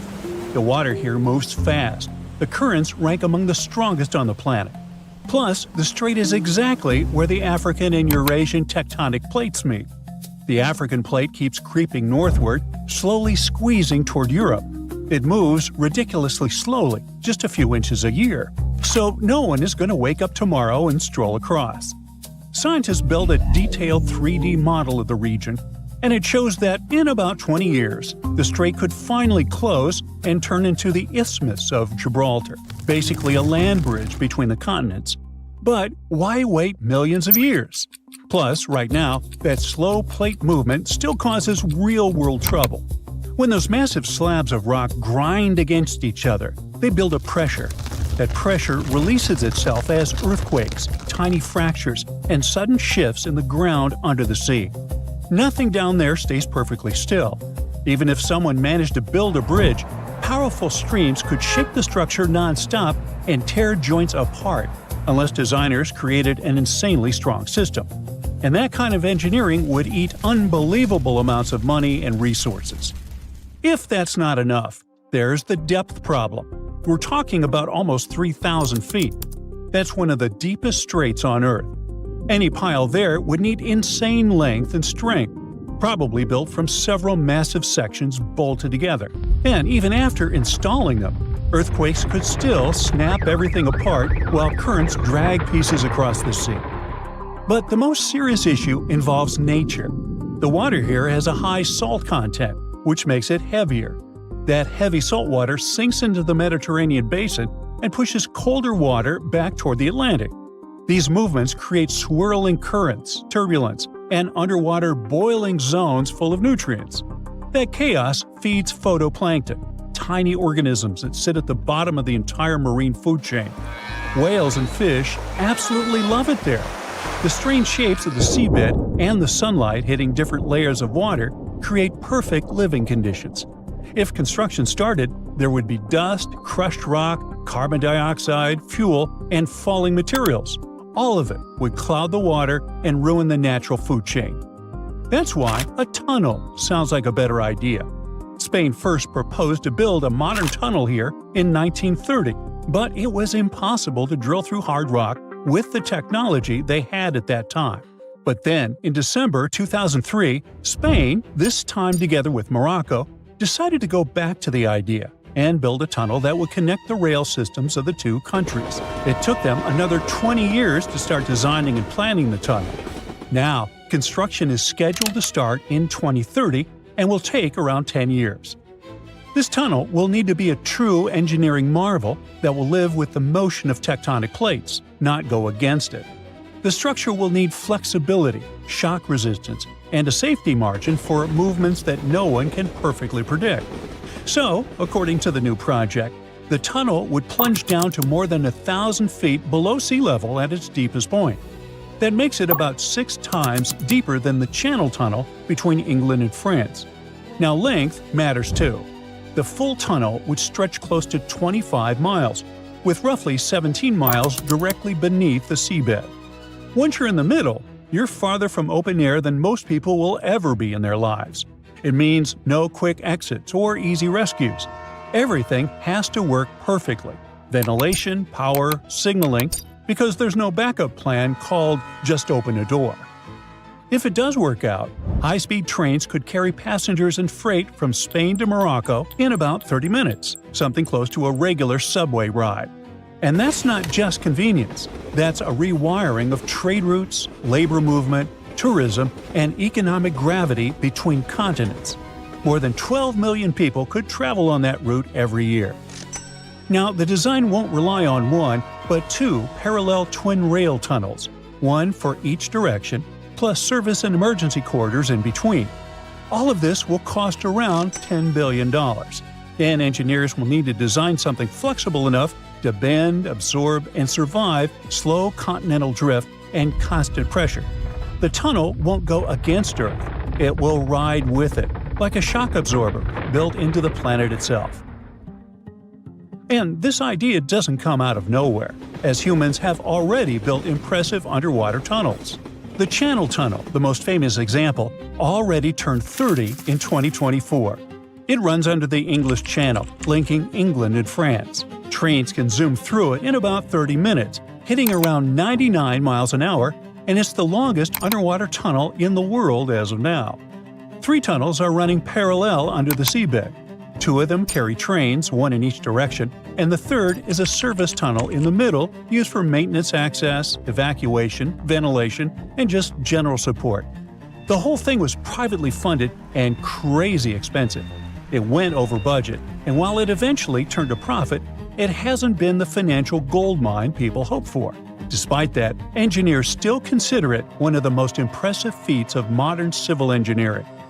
And they even connected continents underwater before.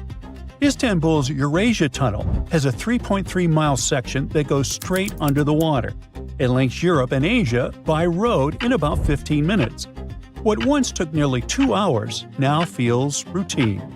The tunnel took 55 months to build and cost $1.3 billion. They had to reorganize traffic for it to make the access roads of the best quality. And the tunnel didn't just connect continents, but also help reduce atmospheric and acoustic pollution in the city. Right next to it, the Marmaray Rail Tunnel slides trains beneath the same strait, carrying commuters between continents like it's no big deal. These tunnels sit in an earthquake zone under shipping lanes, beneath constant currents, and they work. Once you see those projects, the Gibraltar Tunnel stops sounding insane and starts sounding possible. Maybe even inevitable. Which, naturally, leads us to the most dangerous thought humans ever have. If we can do that, what else can we connect? Well, that's where the dream goes full sci-fi. People imagine stepping onto a train in New York and stepping off in London less than an hour later. No jet lag, no turbulence, just a straight shot beneath the Atlantic. Some proposals throw around numbers like 54 minutes. But that speed requires vacuum trains moving around 5,000 miles per hour. That technology doesn't exist outside of lab concepts and computer models, yet.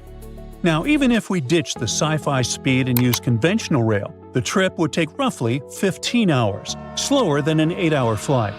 Then comes the real nightmare. The Atlantic is 12,000 feet deep on average, with pressure, geology, and distances that make Gibraltar look like a backyard project. Engineers would face earthquakes, underwater mountains, volcanic zones, and even finding a leak would feel impossible. Fixing it would be next level. The energy costs alone would make today's mega projects look cheap. That's why right now, a transatlantic tunnel lives in the same category as warp drives and cities on Mars. Inspiring, useful for pushing ideas forward, but not something you break ground on next year. The Gibraltar Tunnel, though, sits right on the edge of that line between impossible and inevitable.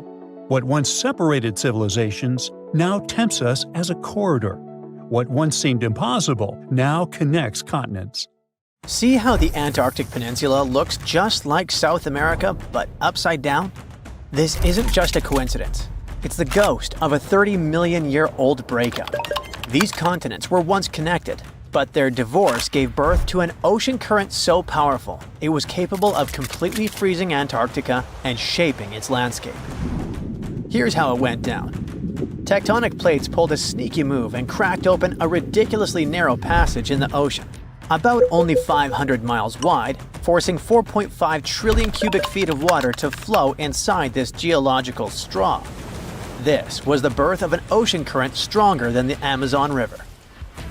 This ocean current, called the Antarctic Circumpolar Current, by the way, flows in a circular motion, going clockwise because of the strong winds that blow over there. This circular motion around Antarctica caused erosion, shaping the landmass of the continent into a circle, except for that stubborn peninsula, which is being slowly dragged east like a kid refusing to leave a playground. Wait, South America and Antarctica used to be one? Yep, a long time ago. South America, Australia, and Antarctica were all part of a supercontinent called Gondwana, which also included Africa at some point. Back then, South America and Antarctica used to be basically joined at the hip by a land bridge called the Antarctic Land Bridge, which just so happened to be a lush green forest and also a great dinosaur highway. Yeah, you heard it right. Dinosaurs. A 95-million-year-old dino, whose name I can't pronounce, sorry, was discovered in Australia, and scientists found out it had actually been a distant cousin of Argentina's Sarmientosaurus. Same jaw, same chisel teeth, same everything. These guys were like identical twins, separated by an ocean. How? Because back then, Antarctica wasn't a frozen wasteland. It was a temperate rainforest, like Oregon, making it a pretty nice travel route for a dino family. But the land bridge wasn't just for dinosaurs. About 40 million years ago, the ancestors of Australia's marsupials waddled to the land down under all the way from South America, taking the Antarctica route, another proof that these continents used to be connected. Things remained somewhat peaceful for the dinos and the marsupials until Earth's ground started moving. This is what a German scientist called the continental drift theory, back in 1912. Our German friend here basically looked at the coast of South America and went, "Hey, this looks like it could fit into the coast of Africa." Like a scientific Sherlock Holmes, he noticed what others had overlooked for centuries. The continents were clearly pieces of a larger puzzle. And he was right. Here's the deal. Planet Earth is made of many layers of rocks and metals, like a cosmic onion.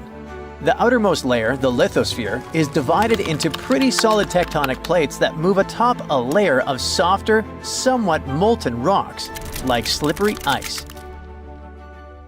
This is why the plates move. In fact, they've been rearranging Earth's face for billions of years, with supercontinents forming and breaking apart in cycles, like a slow-motion game of bumper cars.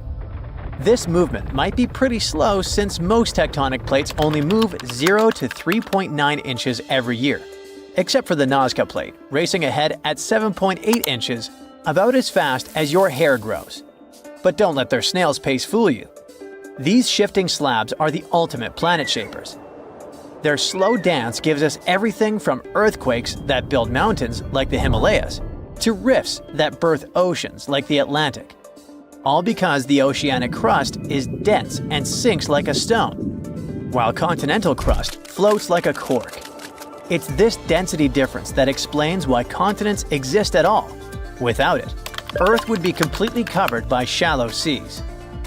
This slow-motion planetary renovation project is exactly what tore South America and Antarctica apart 30 million years ago. The plates under these continents started to drift apart in a process called crustal extension. It's like the lithosphere was pizza dough being slowly stretched until it thins and splits. As the crust stretched, it became thinner and weaker, eventually cracking like the surface of a drying lake bed.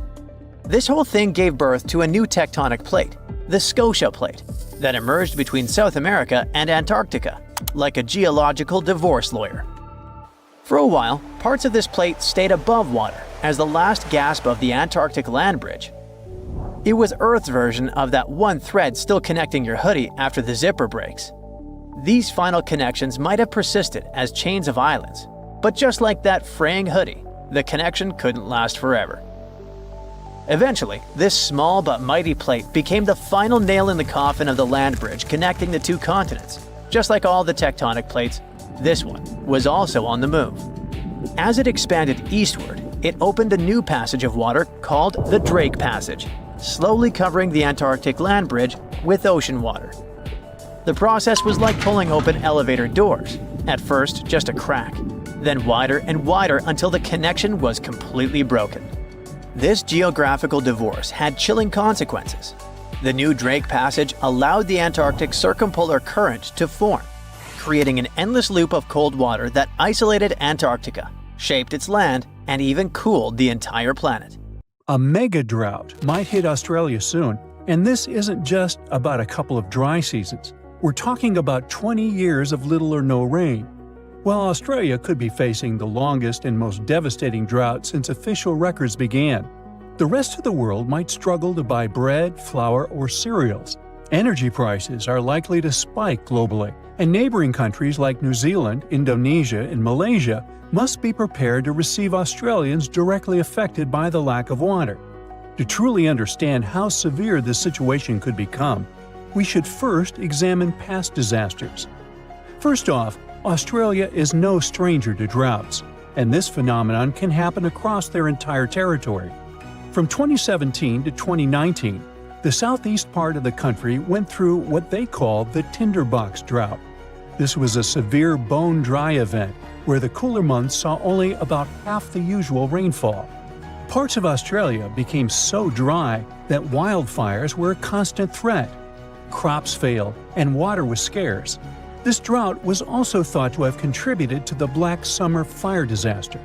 By the end of 2019, bushfires were raging across the country on a scale never seen before, with people describing them as rivers of lava flowing down from treetops. The losses were staggering. The tourist industry alone took a hit of $2.8 billion, and over 7,000 jobs disappeared as a result of this difficult period. The tinderbox drought was a big reminder of what Australia might face in the future. That's why it's so important to understand what happened in the past to get a full picture of a possible 20-year mega drought. But there is one problem. Even though droughts are relatively common in Australia, the rainfall data available until today isn't enough for researchers to predict the future, and our records only go back to around 1900. So experts decided to study tree rings to uncover missing environmental data. If you look at a tree stump, you'll notice concentric rings on its surface. As trees grow, they form new rings, and the thickness of these rings depends on how much water they get. During a mega drought, the rings appear thinner because the trees don't have much water. Unfortunately, these natural records usually only go back a few hundred years, and it only tells us about specific local conditions, not the situation across all of Australia. So, experts turn to computer models to simulate how Earth's climate changed from the year 850 to 2000. This approach helped them to paint a picture of when mega-droughts might have occurred in Australia and how to predict what might happen in the future. But what they were really interested in was whether the human factor might be making this scenario worse over the years and if we are somehow intensifying these dry periods. So, are we to blame for these mega-droughts? The short answer is, we're not sure yet. On one hand, dry periods in Australia do seem to last longer than they did before factories and machines became common. On the other hand, they don't seem to be getting more intense or happening more often than before industrial times. This means a drought lasting 20 years might not be directly linked to human activities.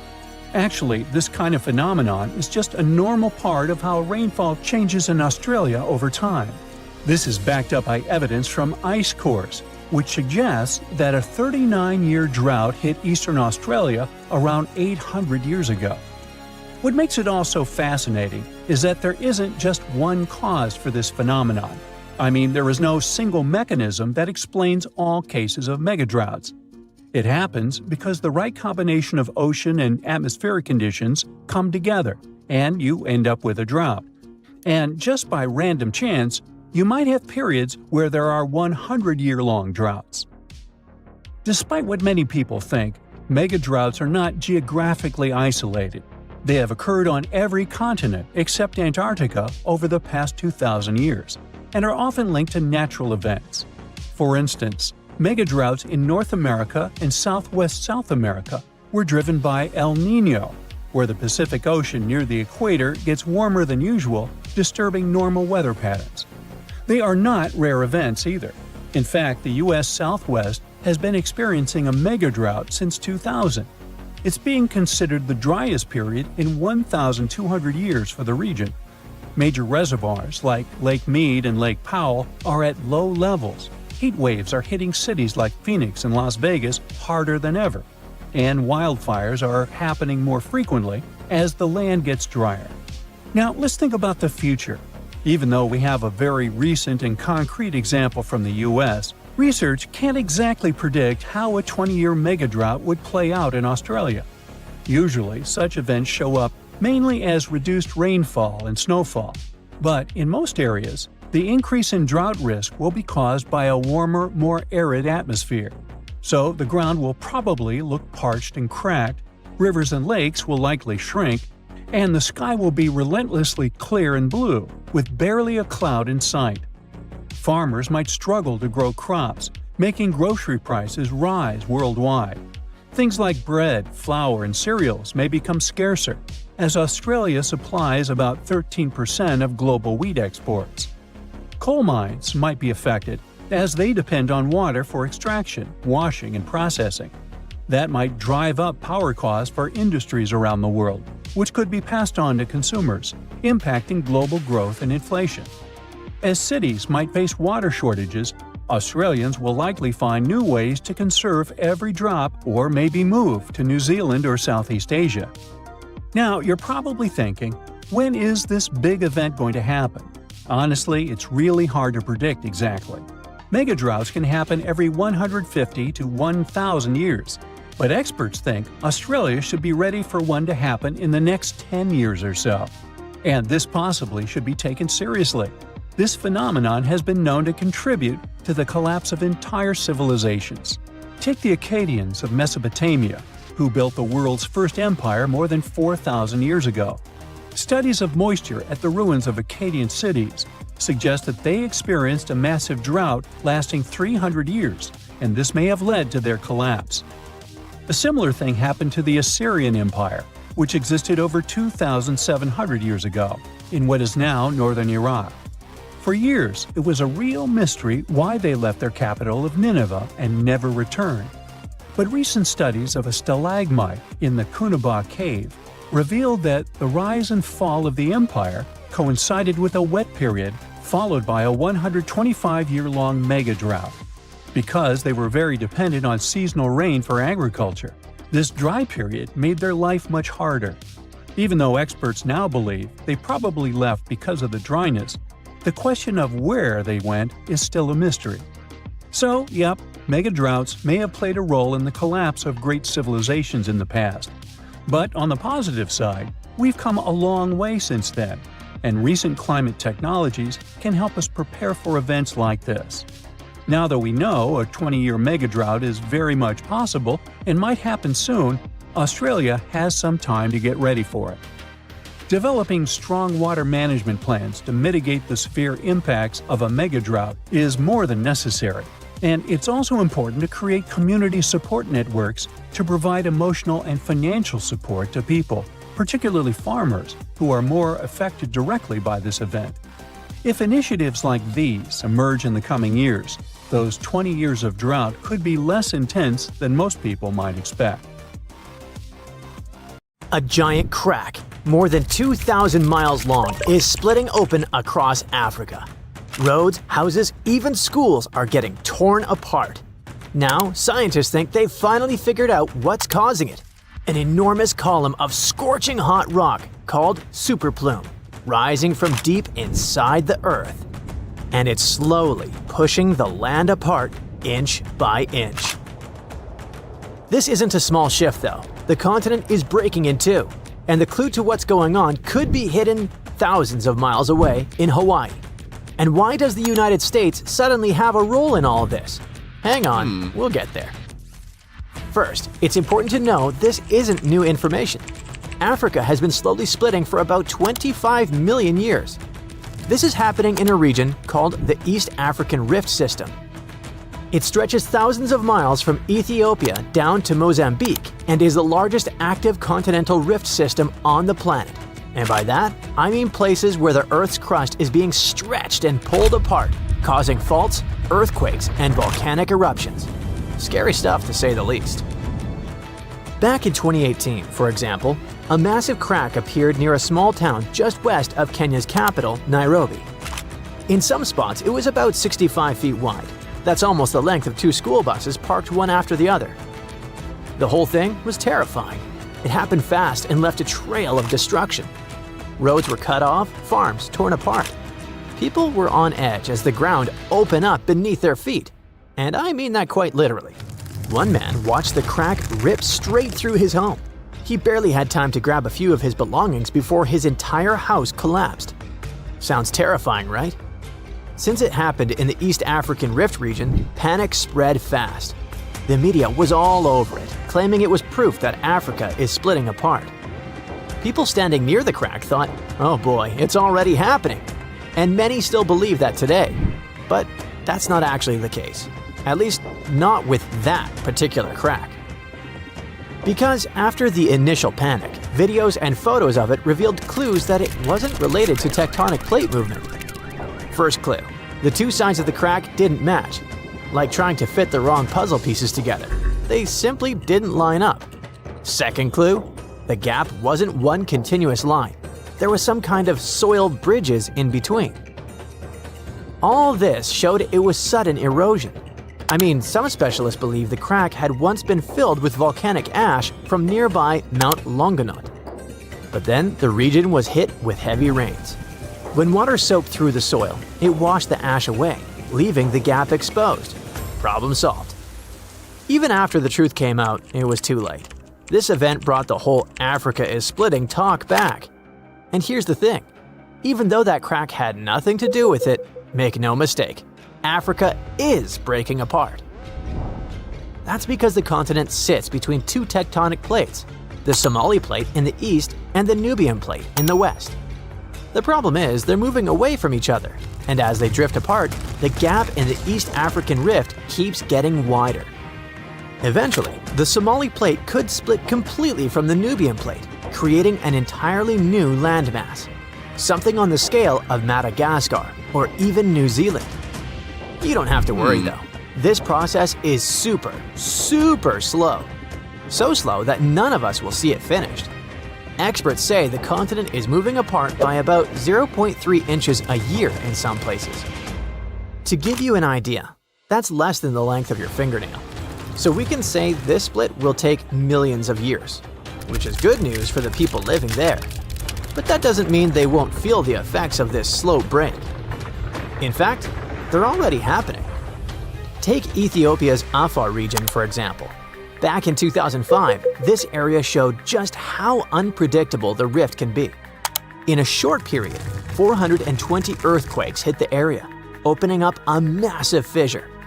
What usually takes centuries happened in just a few days, completely challenging what scientists thought they knew about the speed of geological changes. Back then, the crack stretched for more than 35 miles, and life around it is still far from easy. Recent earthquakes destroyed much of the local infrastructure. 37 schools were damaged, leaving 5,000 students without classrooms. And that was just one part of the damage. As the tectonic plates keep moving apart, water will eventually flood into this region, creating a brand new ocean, according to some predictions. Countries like Zambia and Uganda, which are landlocked today, could one day have a coastline. That could be great news for them, as it might open up new trade routes and completely reshape their economies. Don't get too excited though. We won't be diving into the waters of this sixth ocean anytime soon. The splitting process will take another 5 to 10 million years. But it's tough to say exactly when, since big seismic events, like earthquakes, could make it all happen faster. So here's what we know. The Somali Plate and the Nubian Plate are in the middle of a dramatic tectonic breakup, slowly moving apart. Africa is breaking in two. Earth will probably gain a new ocean because of it. But until recently, we didn't know exactly what was triggering all of this. Like, yeah, those tectonic plates are moving, but why? I mean, is this massive geological process being driven by something happening in Earth's mantle? Or could it have a much larger, deeper source? Well, scientists think they may have finally cracked the mystery. They believe the continent is breaking apart because there's a deep mantle superplume, a huge column of hot rock beneath the East African Rift System. Think of it as a massive subterranean hammer pushing upward, pressing against the crust, and slowly cracking it apart. But here's the interesting thing. Scientists reached that conclusion thanks to something that happened in a completely different part of the world, Hawaii. Under this US state, there's also a plume of super hot rock rising from deep inside the planet. It melts the crust above it, and that's what fuels Hawaii's volcanoes. As the Pacific Plate drifts over this plume, molten rock breaks through in new spots, creating volcano after volcano. Over millions of years, that's how the Hawaiian Islands were formed. This Hawaiian plume contains noble gases like helium and neon. And you know where else scientists found those same gases? That's right, beneath the East African Rift System. Bingo! That discovery backed up the theory that a superplume is driving what's happening in Africa. And we call it super because it might be massive. You see, these same gases have been found in volcanic rocks from Kenya all the way down to Malawi. So everything points to the existence of a single superplume that stretches from the Indian Ocean to the Red Sea, not a bunch of several isolated sources. If their data and research are correct, scientists estimate that this superplume beneath Africa likely starts at the core mantle boundary, which is located about 1,800 miles deep inside the Earth. While the East African Rift System's chemical signatures are similar to those found in volcanic rocks in Hawaii, they're not identical. The Hawaiian plume is thought to be a narrow, rising stream of hot mantle, a bit like the movement inside a lava lamp. Africa's plume might be shaped differently, more like a large mass of hot, buoyant material rising from deep within the Earth. As it reaches the surface, this hot material hits the colder, solid outer layer and spreads out, pushing hard enough to crack it open and trigger intense volcanic activity across the region. And if this theory is right, we're watching a slow but unstoppable force that will redraw Africa's map and change the continent forever. If you had landed on Earth a really long time ago, about 1.5 billion years in the past, you wouldn't have recognized our planet. At that time, all the land was stuck together in one giant supercontinent called Nuna, which was surrounded by an endless ocean. But if you had stuck around, you would have witnessed a planetary-scale disaster, Nuna falling apart. But the most amazing thing is that apparently, when Nuna started breaking apart, it kicked off changes that made Earth a much better place for life. Scientists used to call this part of Earth's history the boring billion. It lasted from about 1.8 billion to 800 million years ago. Not much seemed to happen during that time, hence the name. No big climate changes, no bizarre life forms, and nothing very dramatic. Turns out the name isn't very fair. Things may have looked calm on the surface, but underneath, Earth was changing a lot. Continents were moving, splitting apart and coming back together. Two massive supercontinents, Nuna and later Rodinia, formed and broke up during this time. When Nuna began to break apart, huge cracks opened between the drifting land pieces. Water filled those spaces, creating shallow seas. Those seas were warmer, calmer, and had more oxygen than the deep oceans that existed before. And that might have changed everything. The new seas created friendlier conditions for life to grow and change. Scientists now think they may have helped early life become more complex. They looked back 1.8 billion years and rebuilt how Earth's tectonic plates moved over time. Plus, they tracked how carbon was stored inside the planet and released into the air. The researchers did this using a new advanced computer model that gave way more detail than they had ever had before. They found out that during the 350 million years of the so-called boring billion, the amount of shallow seas along the edges of continents doubled. Altogether, these coastlines stretched about 81,000 miles. That's more than 3 times around Earth at the equator. At the same time, subduction zones, places where one tectonic plate slides under another, actually got shorter as the continents shifted around. This is important because subduction zones are where a lot of volcanoes come from. When one plate sinks under another, seawater gets dragged deep into the Earth. That water helps rocks melt, creating magma. The magma rises, erupts as volcanoes, and releases gases like carbon dioxide into the atmosphere. So when there were fewer subduction zones, there were fewer volcanoes, and less carbon dioxide was pumped into the air. It went like this. The supercontinent Nuna broke apart, and it created lots of brand new ocean floors in young seas that didn't exist before. These new ocean floors pulled carbon dioxide out of the air. Seawater flowed into cracks in the ocean floor. When that happened, carbon got trapped in rocks, forming limestone. Over time, this process locked carbon away inside Earth instead of letting it stay in the atmosphere. With less carbon dioxide, Earth slowly cooled down. That cooler climate helped the new shallow seas become stable and rich in oxygen. Such calm, oxygen-filled environments are perfect for life to become more complex. Those huge shallow seas near the continents acted like safe nurseries for early life. They may have helped eukaryotes evolve faster. Eukaryotes are living things with complex cells. Cells that have parts inside them, like a nucleus that holds DNA. Every animal, plant, and fungus on Earth comes from these kinds of cells. So when eukaryotes appeared, it was a huge moment in the history of life. Scientists already knew that eukaryotes showed up during the boring billion because of fossils that are about 1 billion years old, but they didn't really know why this happened at that time. Now, scientists want to find better preserved early eukaryote fossils to learn exactly how complex life first evolved. Life on Earth started over 3 billion years ago. It began with tiny, simple microbes and slowly turned into a huge variety of living things. We still don't have a clear answer about how living things came out of that early primordial soup.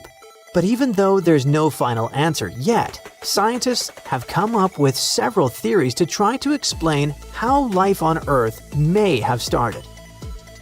Some scientists think lightning helped start life on Earth. The idea is pretty simple. Lightning is a powerful spark, and sparks can cause chemical reactions. In a famous experiment from 1952, scientists showed that electric sparks could turn simple gases like water vapor and methane into amino acids and sugars, which are basic building blocks of life. This suggested that lightning and early Earth storms might have helped create the first life ingredients. But later research showed Earth's early air wasn't exactly like the experiment. Still, some scientists think volcanic clouds could have had the right gases and lots of lightning, making this process possible. Other experts think life may have started on clay. One researcher suggested that tiny clay crystals could grow and stick together in patterns. As they did, they could trap simple molecules and line them up in organized ways. Think of clay as a kind of early organizer. Today, DNA tells molecules how to line up and work together. But what if clay had been doing a similar job before DNA even existed? It could be helping molecules arrange themselves until they eventually learned to organize on their own. This idea was interesting and got a lot of attention, but most scientists don't fully accept it yet.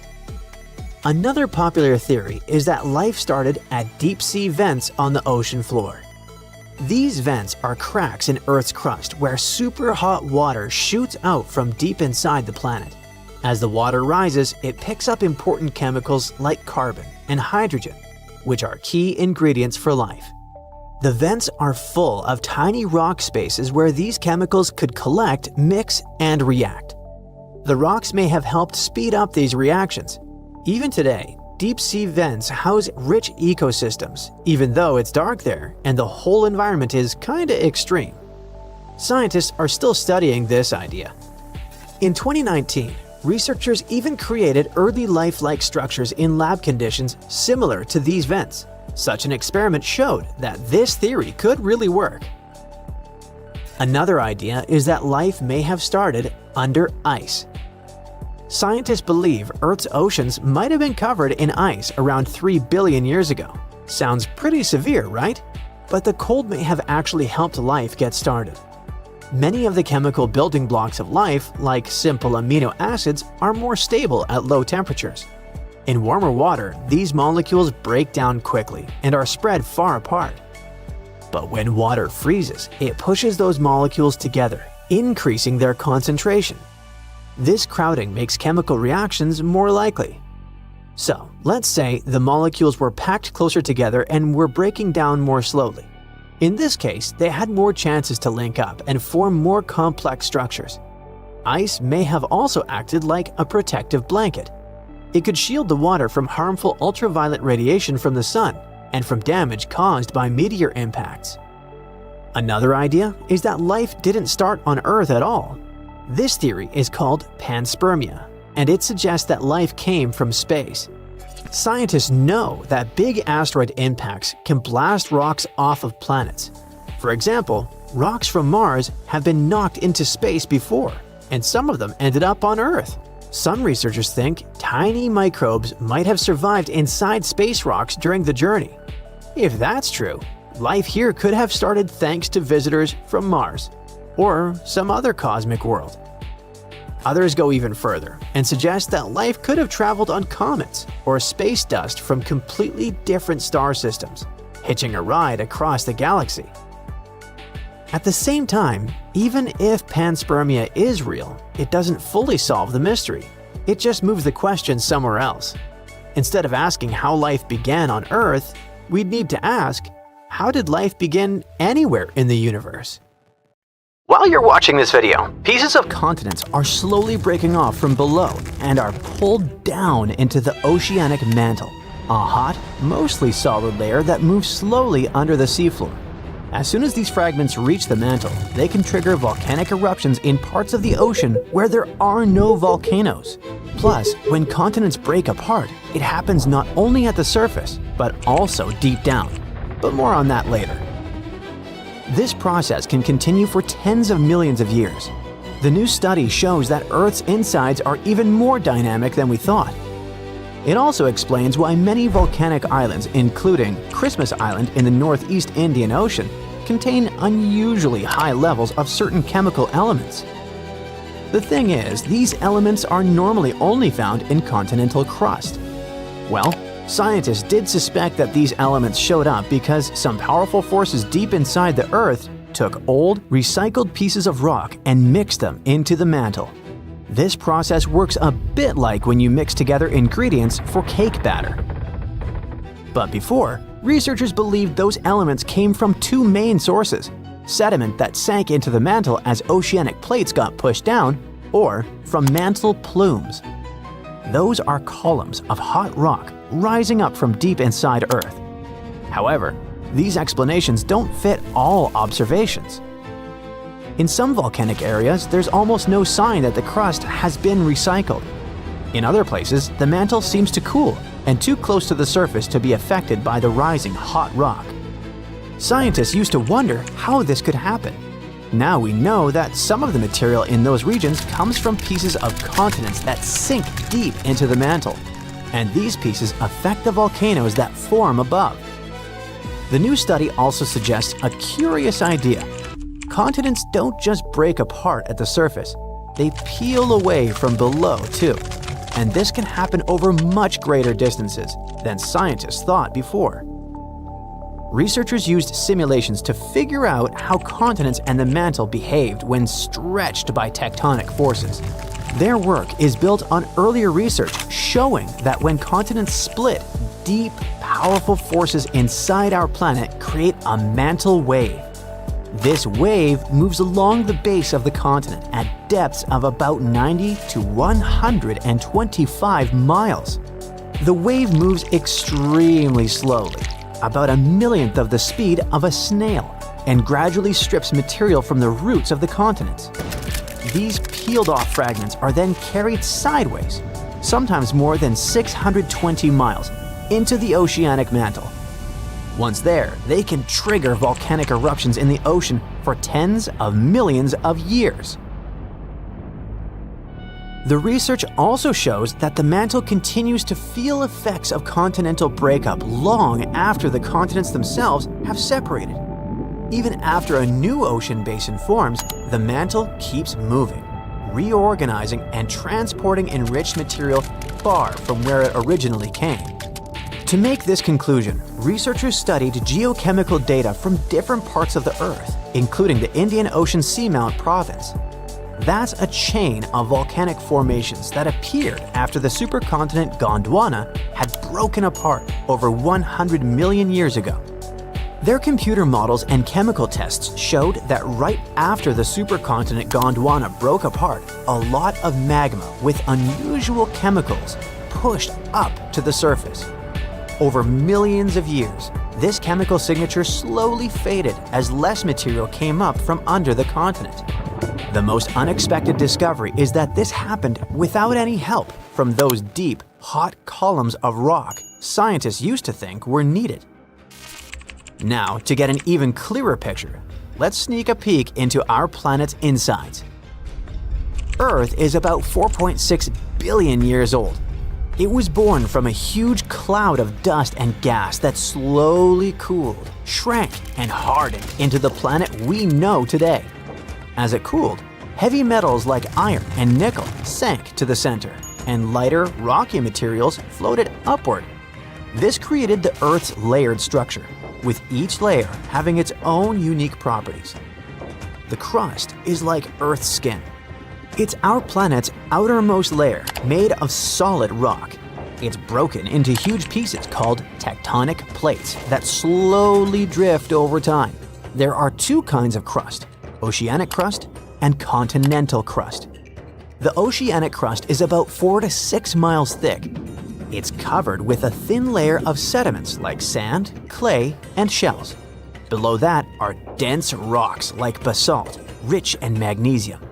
As for the continental crust, it's thicker than oceanic crust and is located under continents. It's made of lighter rocks than oceanic crust. Beneath the crust is the mantle.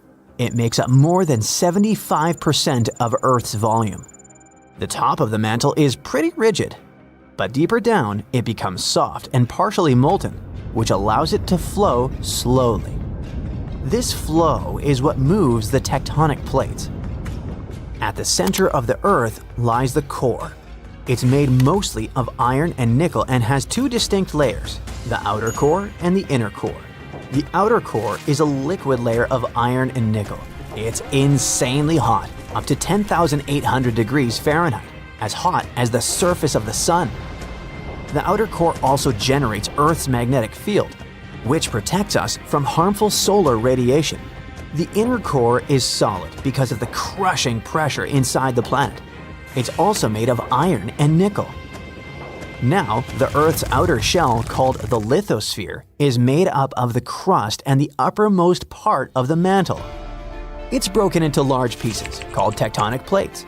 There are a few super large plates and many smaller ones. 6 of the major plates are named after the continents they carry, like the North American, African, and Antarctic plates. But even those smaller plates play an important role. For example, the tiny Juan de Fuca plate is responsible for many of the volcanoes in the Pacific Northwest of the United States. The plates are moving like a jumble of old conveyor belts. They move very slowly, about 1 to 2 inches per year. But over millions of years, this movement shapes the face of our planet. Most earthquakes, volcanoes, and mountain building happen where plates meet, pull apart, or slide past each other. There are three main types of plate boundaries: convergent, when plates move toward each other; divergent, when plates move apart; and transform. That's when plates slide sideways past each other. When tectonic plates collide, the crust crumples and buckles, forming mountain ranges. About 55 million years ago, India crashed into Asia, slowly creating the Himalayas, the tallest mountains on Earth. The collision continues today, so the mountains are still rising. Mount Everest, the highest point on Earth, may even grow a tiny bit taller over time. At some convergent boundaries, an oceanic plate dives under a land plate in a process called subduction. The land above lifts up, forming mountains, and the sinking plate melts and triggers volcanic eruptions. This is how some mountains in the Andes of South America were formed. When two oceanic plates collide, one usually slides beneath the other, creating deep ocean trenches, like the Mariana Trench in the North Pacific, the deepest point on Earth. These collisions can also form underwater volcanoes that eventually rise above the ocean and turn into island chains, such as Japan. At divergent boundaries, tectonic plates move away from each other. In the oceans, magma from deep in the mantle rises to fill the gap. This creates underwater mountains and volcanoes along the seam. This process renews the ocean floor and slowly widens the ocean basins. By the way, a single mid-ocean ridge system connects all the world's oceans, making it the longest mountain range on Earth. On land, when plates pull apart, they form giant valleys, such as the Great Rift Valley in Africa. If this stretching continues over millions of years, East Africa could split off to become a new landmass. One famous example of transform boundaries is the San Andreas Fault in California. Unlike convergent or divergent boundaries, transform boundaries usually don't create mountains or oceans, but the grinding motion can cause powerful earthquakes, such as the 1906 earthquake that destroyed much of San Francisco. Experts explain Africa is splitting in two, and it will look like this. Up close, the process is even more shocking, with a massive crack stretching from Mozambique in the south to the Red Sea in the north. This gap keeps growing every year, tearing apart the land and destroying homes. Now, specialists believe the continent could split much sooner than we expect. Africa is breaking apart because of the Somali Plate movement. Think of it like a dramatic breakup happening with tectonic plates. On the east side, there's the Somali Plate. On the west, we have the Nubian Plate. And during this breakup, the Somali Plate just wants more space, so it's pulling away from the Nubian Plate. This movement is forming the East African Rift, a region where tectonic plates are splitting apart, magma keeps rising from deep below, and a bunch of active volcanoes are being born. So this place is hot, with daytime temperatures that can soar to 130 degrees Fahrenheit, and at night they cool down to 95 degrees. Inside this hot zone, we have the Afar Triangle, also known as the Afar Depression, and its geology is fascinating, as the rifting process is causing valleys, faults, and deep cracks to form in this region. Take, for example, this massive 35-mile-long fissure in Ethiopia's desert. It's also so wide that a person can easily fit inside of it. But what's scary is this crack keeps getting bigger, growing about a half an inch every year. The Nubian and Somali plates moving apart could also lead to a new ocean forming in Africa. This type of process isn't something new. About 150 million years ago, when dinosaurs were still around, a similar tectonic shift created the Atlantic Ocean. The continents were once all clustered together, but when a rift formed in what was Pangaea, it started pulling them apart, splitting the east and west hemispheres. So, a similar thing is happening with this gap in Africa. At some point, experts say the waters of the Indian Ocean might flood the East African Rift Valley, eventually creating a sixth ocean. Now, it's a pity you won't be able to swim in its waters during your lifetime, though. According to geophysicist Ken McDonald, who specializes in tectonic faults, this dramatic rupture could happen in 1 to 5 million years. Trust me, that's considered fast in geologic terms, and way sooner than most experts thought. Now, even though you won't get to watch Africa breaking apart, people there will still see and feel the signs. They might experience intense volcanic eruptions and strong earthquakes as this process slowly unfolds. One example is related to that scary crack in Ethiopia's desert we mentioned earlier. The fissure was created in 2005, after the area was hit by 2 volcanic eruptions and 163 earthquakes, each with a magnitude greater than 3.9. A crack this deep and long on Earth usually takes centuries to form, but in this case, it unfolded in just a matter of days. That's how powerful this event is. In fact, this kind of intense seismic activity can speed up the African splitting process, and that's why it's so hard to predict the exact time frame for the event. What we know is that people are already calling this new land the Nubian continent. If the predictions are right, it will include Somalia, Kenya, Tanzania, and part of Ethiopia. That's exciting and concerning at the same time. As new coastlines emerge, countries will need to make major adjustments when it comes to infrastructure and land management. They might lose a lot of roads, houses, and other constructions currently located near or right in the East African Rift. In Kenya, for example, the fissures tore apart a busy road, and authorities desperately tried to fill the gap with rocks and cement. In another case, an old woman was sitting and eating with her family when her house suddenly split down the middle. Recently, earthquakes that happened near Ethiopia's Afar region demolished 37 schools and forced about 5,000 students to leave their classrooms. Unfortunately, stories like this could become more common over the next few years. But there is a positive side to all this. Countries located in the middle of Africa, like Zambia and Uganda, could gain coastlines, and that might be great for them. Having a coast means they would get access to new trade routes, opening fresh economic opportunities. Plus, think about the tourism boom. With all those newly formed paradisical beaches, these countries could become the next big gateway spot for travelers. The local ecosystem in this newly created ocean will change as well, and new marine species may emerge. So, let's look. This is the path where the rift is most advanced right now. I mean, we expect this is where Africa will eventually get separated.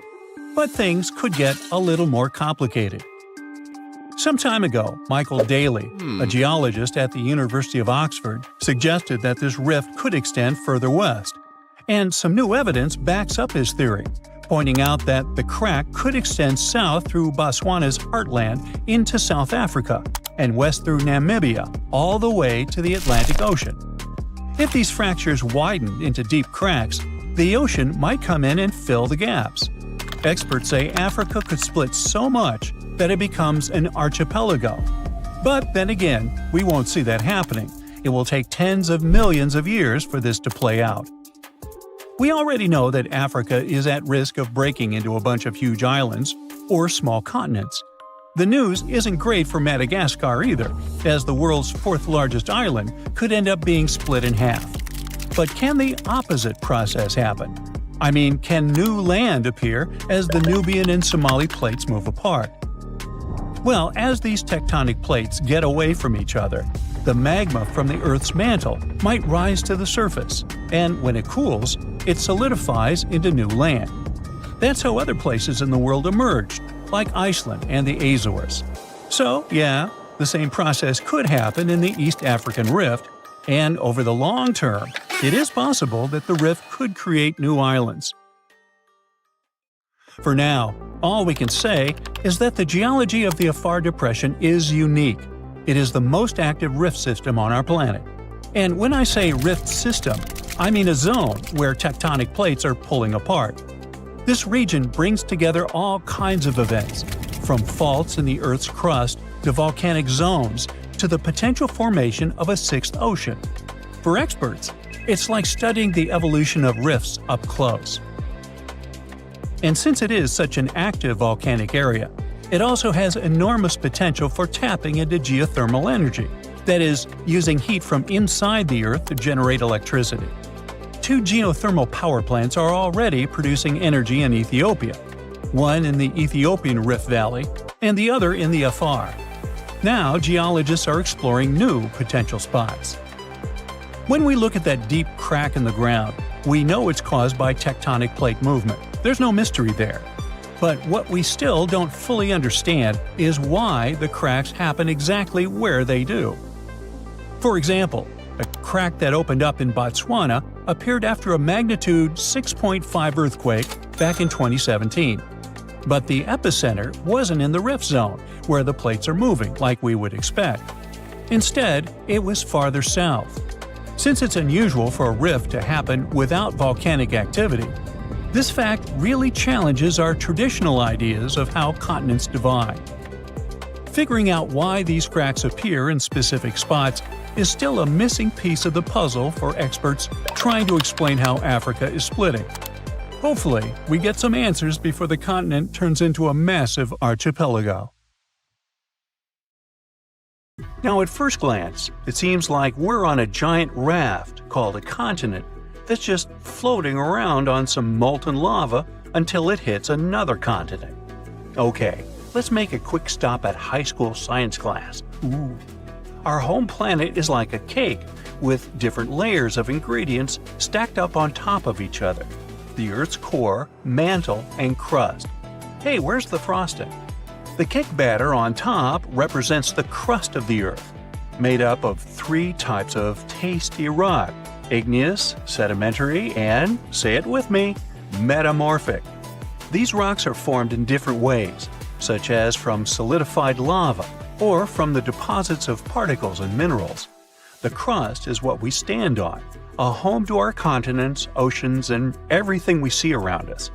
Then you have the mantle, not the baseball player, the layer that lies right below the crust. Many people think that the mantle is just lava, but it's not quite like that. Just like how you mix different ingredients in the cake batter, the mantle is made up of different types of rocks that are constantly moving and shifting. And finally, we get to the sweetest part of the cake, the center, or in the case of Earth, the core. It has 2 parts, the outer and inner core. The outer core is made of molten rocks and metals that are incredibly hot, even hotter than the surface of the sun. The inner core is solid, even though temperatures there are crazy. It doesn't turn into liquid because the pressure down there is amazingly strong. When you see all this, you can easily think that below us there are endless miles of lava and hot rocks. So, how come tectonic plates move at all? The continents don't float on a sea of molten rock. The oceanic and continental crusts really sit on a mantle. Sure, there's a layer of liquid rock in our planet, the outer core, around 1,800 miles below the surface, but it's separated from the surface by the mantle that's thick and solid. So, the Earth's tectonic plates move around because they're on a thick layer of solid rock, the upper mantle. Basically, this rock is under incredible pressure and heat, which makes it flow in slow motion over time. Think of it like honey or syrup that you pour over your cake layers. As you move the cake around, the honey or syrup will also move and flow. Similarly, the upper mantle can flow and drag the parts above it along, just way slower than honey.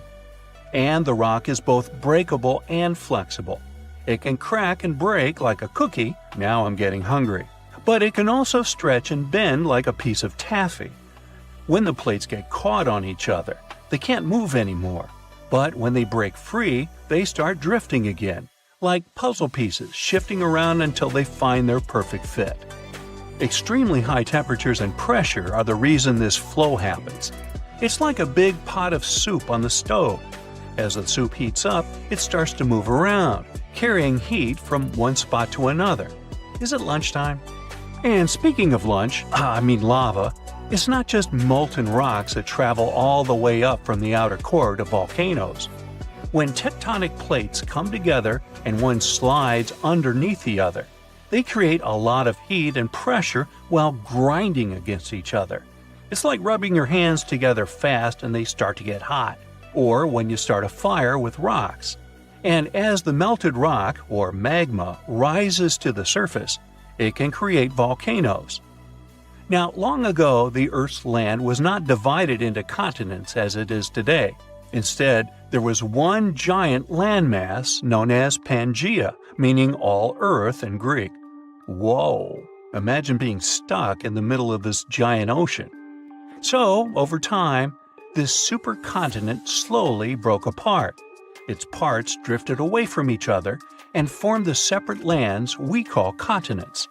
This idea first popped out in the 16th century when one cartographer realized the coastlines of Africa, America, and Europe appear like they could fit together like puzzle pieces. Later, researchers realized the rock composition of their coastlines was similar, which means they used to be part of one giant mass, and they call that the theory of continental drift. At first, people were pretty skeptical about that idea because they didn't know how such massive lands could move around. Now, we'd all be able to explain that part, right? So, the Earth's crust is divided into a couple of large plates and many smaller ones. All of them are still moving, even though it's in slow motion. We can't sense it, and we won't see any particular changes during our lifetime. It's a process that lasts hundreds of millions of years. As the plates move, they interact with one another in fascinating ways. For example, when two plates collide, one may be forced beneath the other, which would help create a subduction zone. Over time, this is the way you get many cool things like volcanic islands, trenches, and even entire mountain ranges. Plates apparently started moving around 3.5 billion years ago. It took them a while to group into the first jigsaw supercontinent we know about called Ur. Today, its remains make up parts of Madagascar, India, and Australia. Pangaea formed 335 million years ago, but it probably won't be the last continent that will form.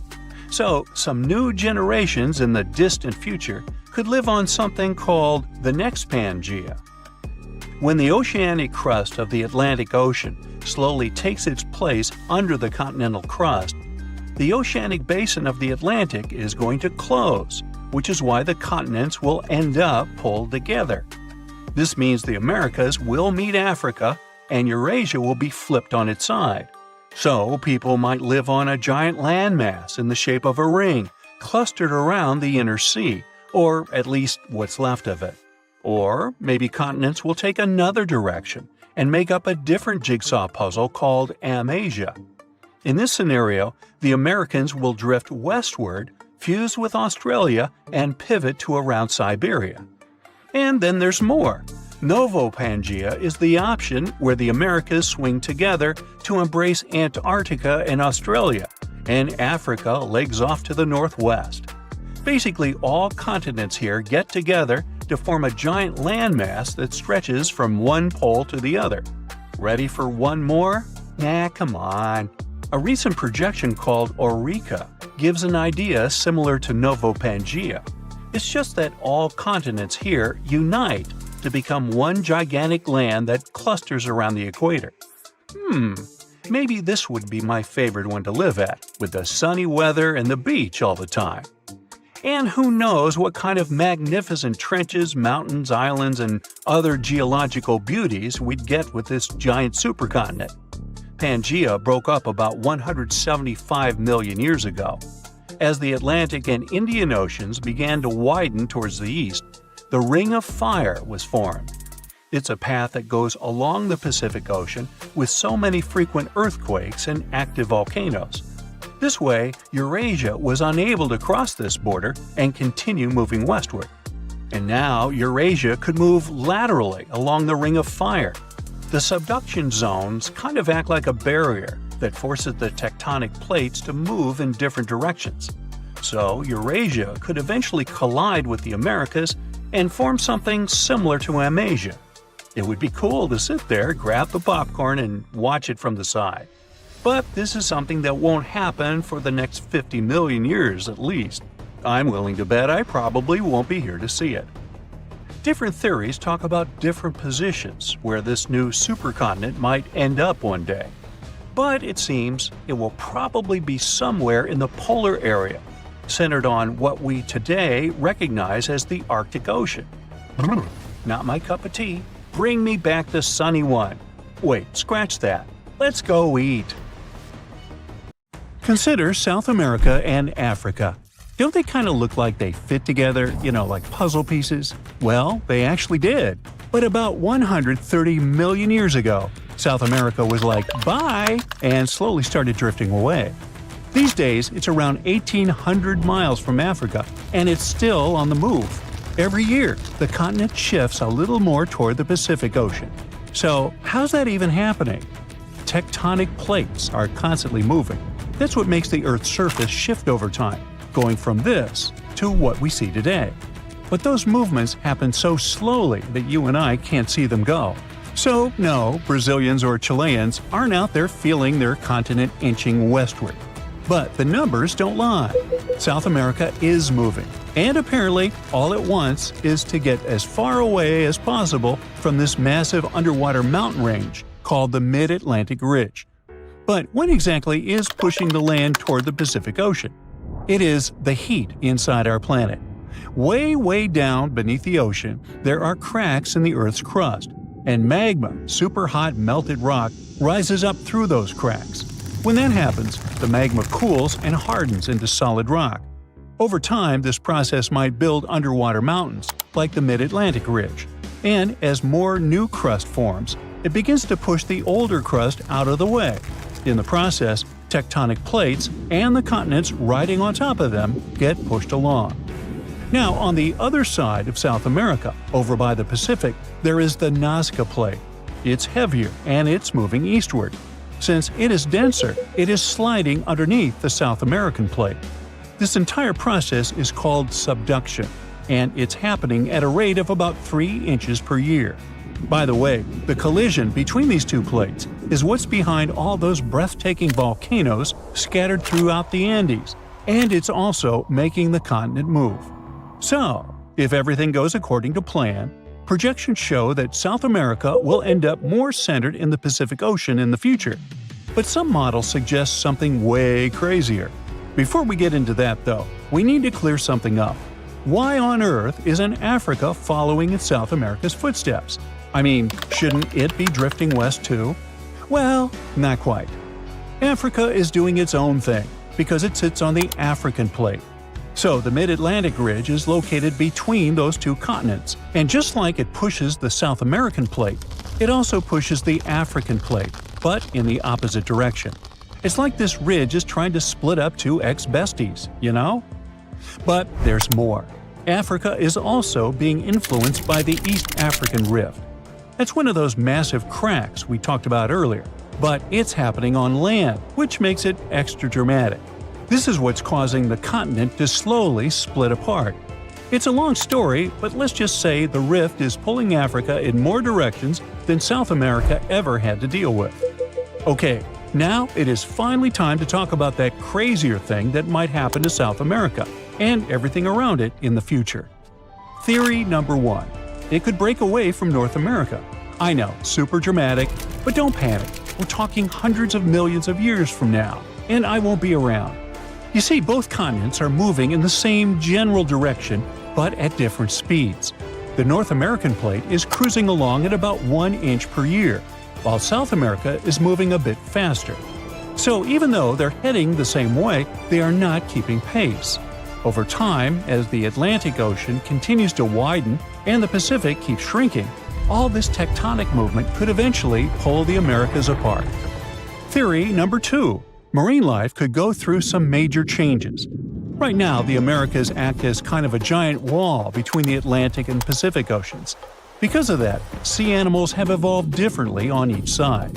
Take the green sea turtle, for example. The ones living in the Atlantic tend to be bigger and lighter in color. Meanwhile, their Pacific cousins are usually smaller and darker. But if, one day, there is no land blocking these two populations from mixing, they would end up with brand new migration routes, new nesting spots, and a lot more overlap in their territories. Now, multiply that scenario by hundreds of other species, and things could really get shaken up. We're talking about new interactions, unexpected competition, and maybe even the rise of entirely new species. Alright, theory number 3. America might meet Africa again. Right now, the Mid-Atlantic Ridge is busy creating a new seafloor, and because of that, the Atlantic Ocean is slowly getting wider. But in about 125 million years, scientists believe that process could come to a stop. Instead of the seafloor spreading apart, the ocean floor might start getting pulled under the continents. When that happens, the Atlantic will stop growing and start shrinking. And the water section between South America and Africa is likely to be the first part pulled beneath the land. That means the Americas and Africa could meet again. And when that happens, border countries could turn into super shaky places, with earthquakes happening all the time and brand new volcanoes popping up left and right. The eastern United States would no longer be known for the peaceful green slopes of the Appalachians, but for snow-covered giants that occasionally spew lava and ash, more like the Cascade Range out west. Countries would end up with totally new neighbors. Brazil might line up with Nigeria and Cameroon. Uruguay could be sitting right next to Angola. And Argentina might be sharing a border with South Africa. So if these two continents really do merge, how intense would that be? Well, for starters, this new supercontinent would instantly become the biggest one on Earth, about 1.5 times the size of Asia. And chances are, a brand new mountain range would form right where the continents meet, creating a natural border between nations. Being part of the same massive continent could make a lot of things way easier. For one, tourism could totally take off. People traveling between countries by land without needing pricey plane tickets could be a game changer. But it wouldn't stop there. Other types of economic activity could get a major boost too. Now on one side we have South America, which already produces and sells a wide variety of foods, from wheat to bananas, beef, cocoa, soybeans, hey, you name it. On the other side, there is Africa, exporting things like textiles and clothing. That alone would make them a super powerful bloc when it comes to trading raw goods. But can you name another important thing these two continents have in common? Yep, petroleum. Countries in South America, like Brazil, Venezuela, and Colombia, are major oil exporters. And over in Africa, you've got Nigeria, Algeria, and Libya doing the same. Now, can you see just how powerful that kind of union could be? Meanwhile, let's talk about animals. These two massive lands coming together could lead us to wild meetups, like a capybara sharing space with a Nile crocodile, or a sloth seeing a hyena from the top of a tree. This could even lead to new animal hybrids showing up, like a tabby crocodile or a sloth hyena. Okay, those weren't the cleverest names, and honestly, these animals wouldn't be able to mate or even wouldn't want to. But you get the point, right? It's not all positive, unfortunately. New species showing up could become predators, competitors, or even parasites to the native plants and animals. It would take a long time for things to settle into a new balance in those border regions. But honestly, no one really knows how long it would take. The only thing I do know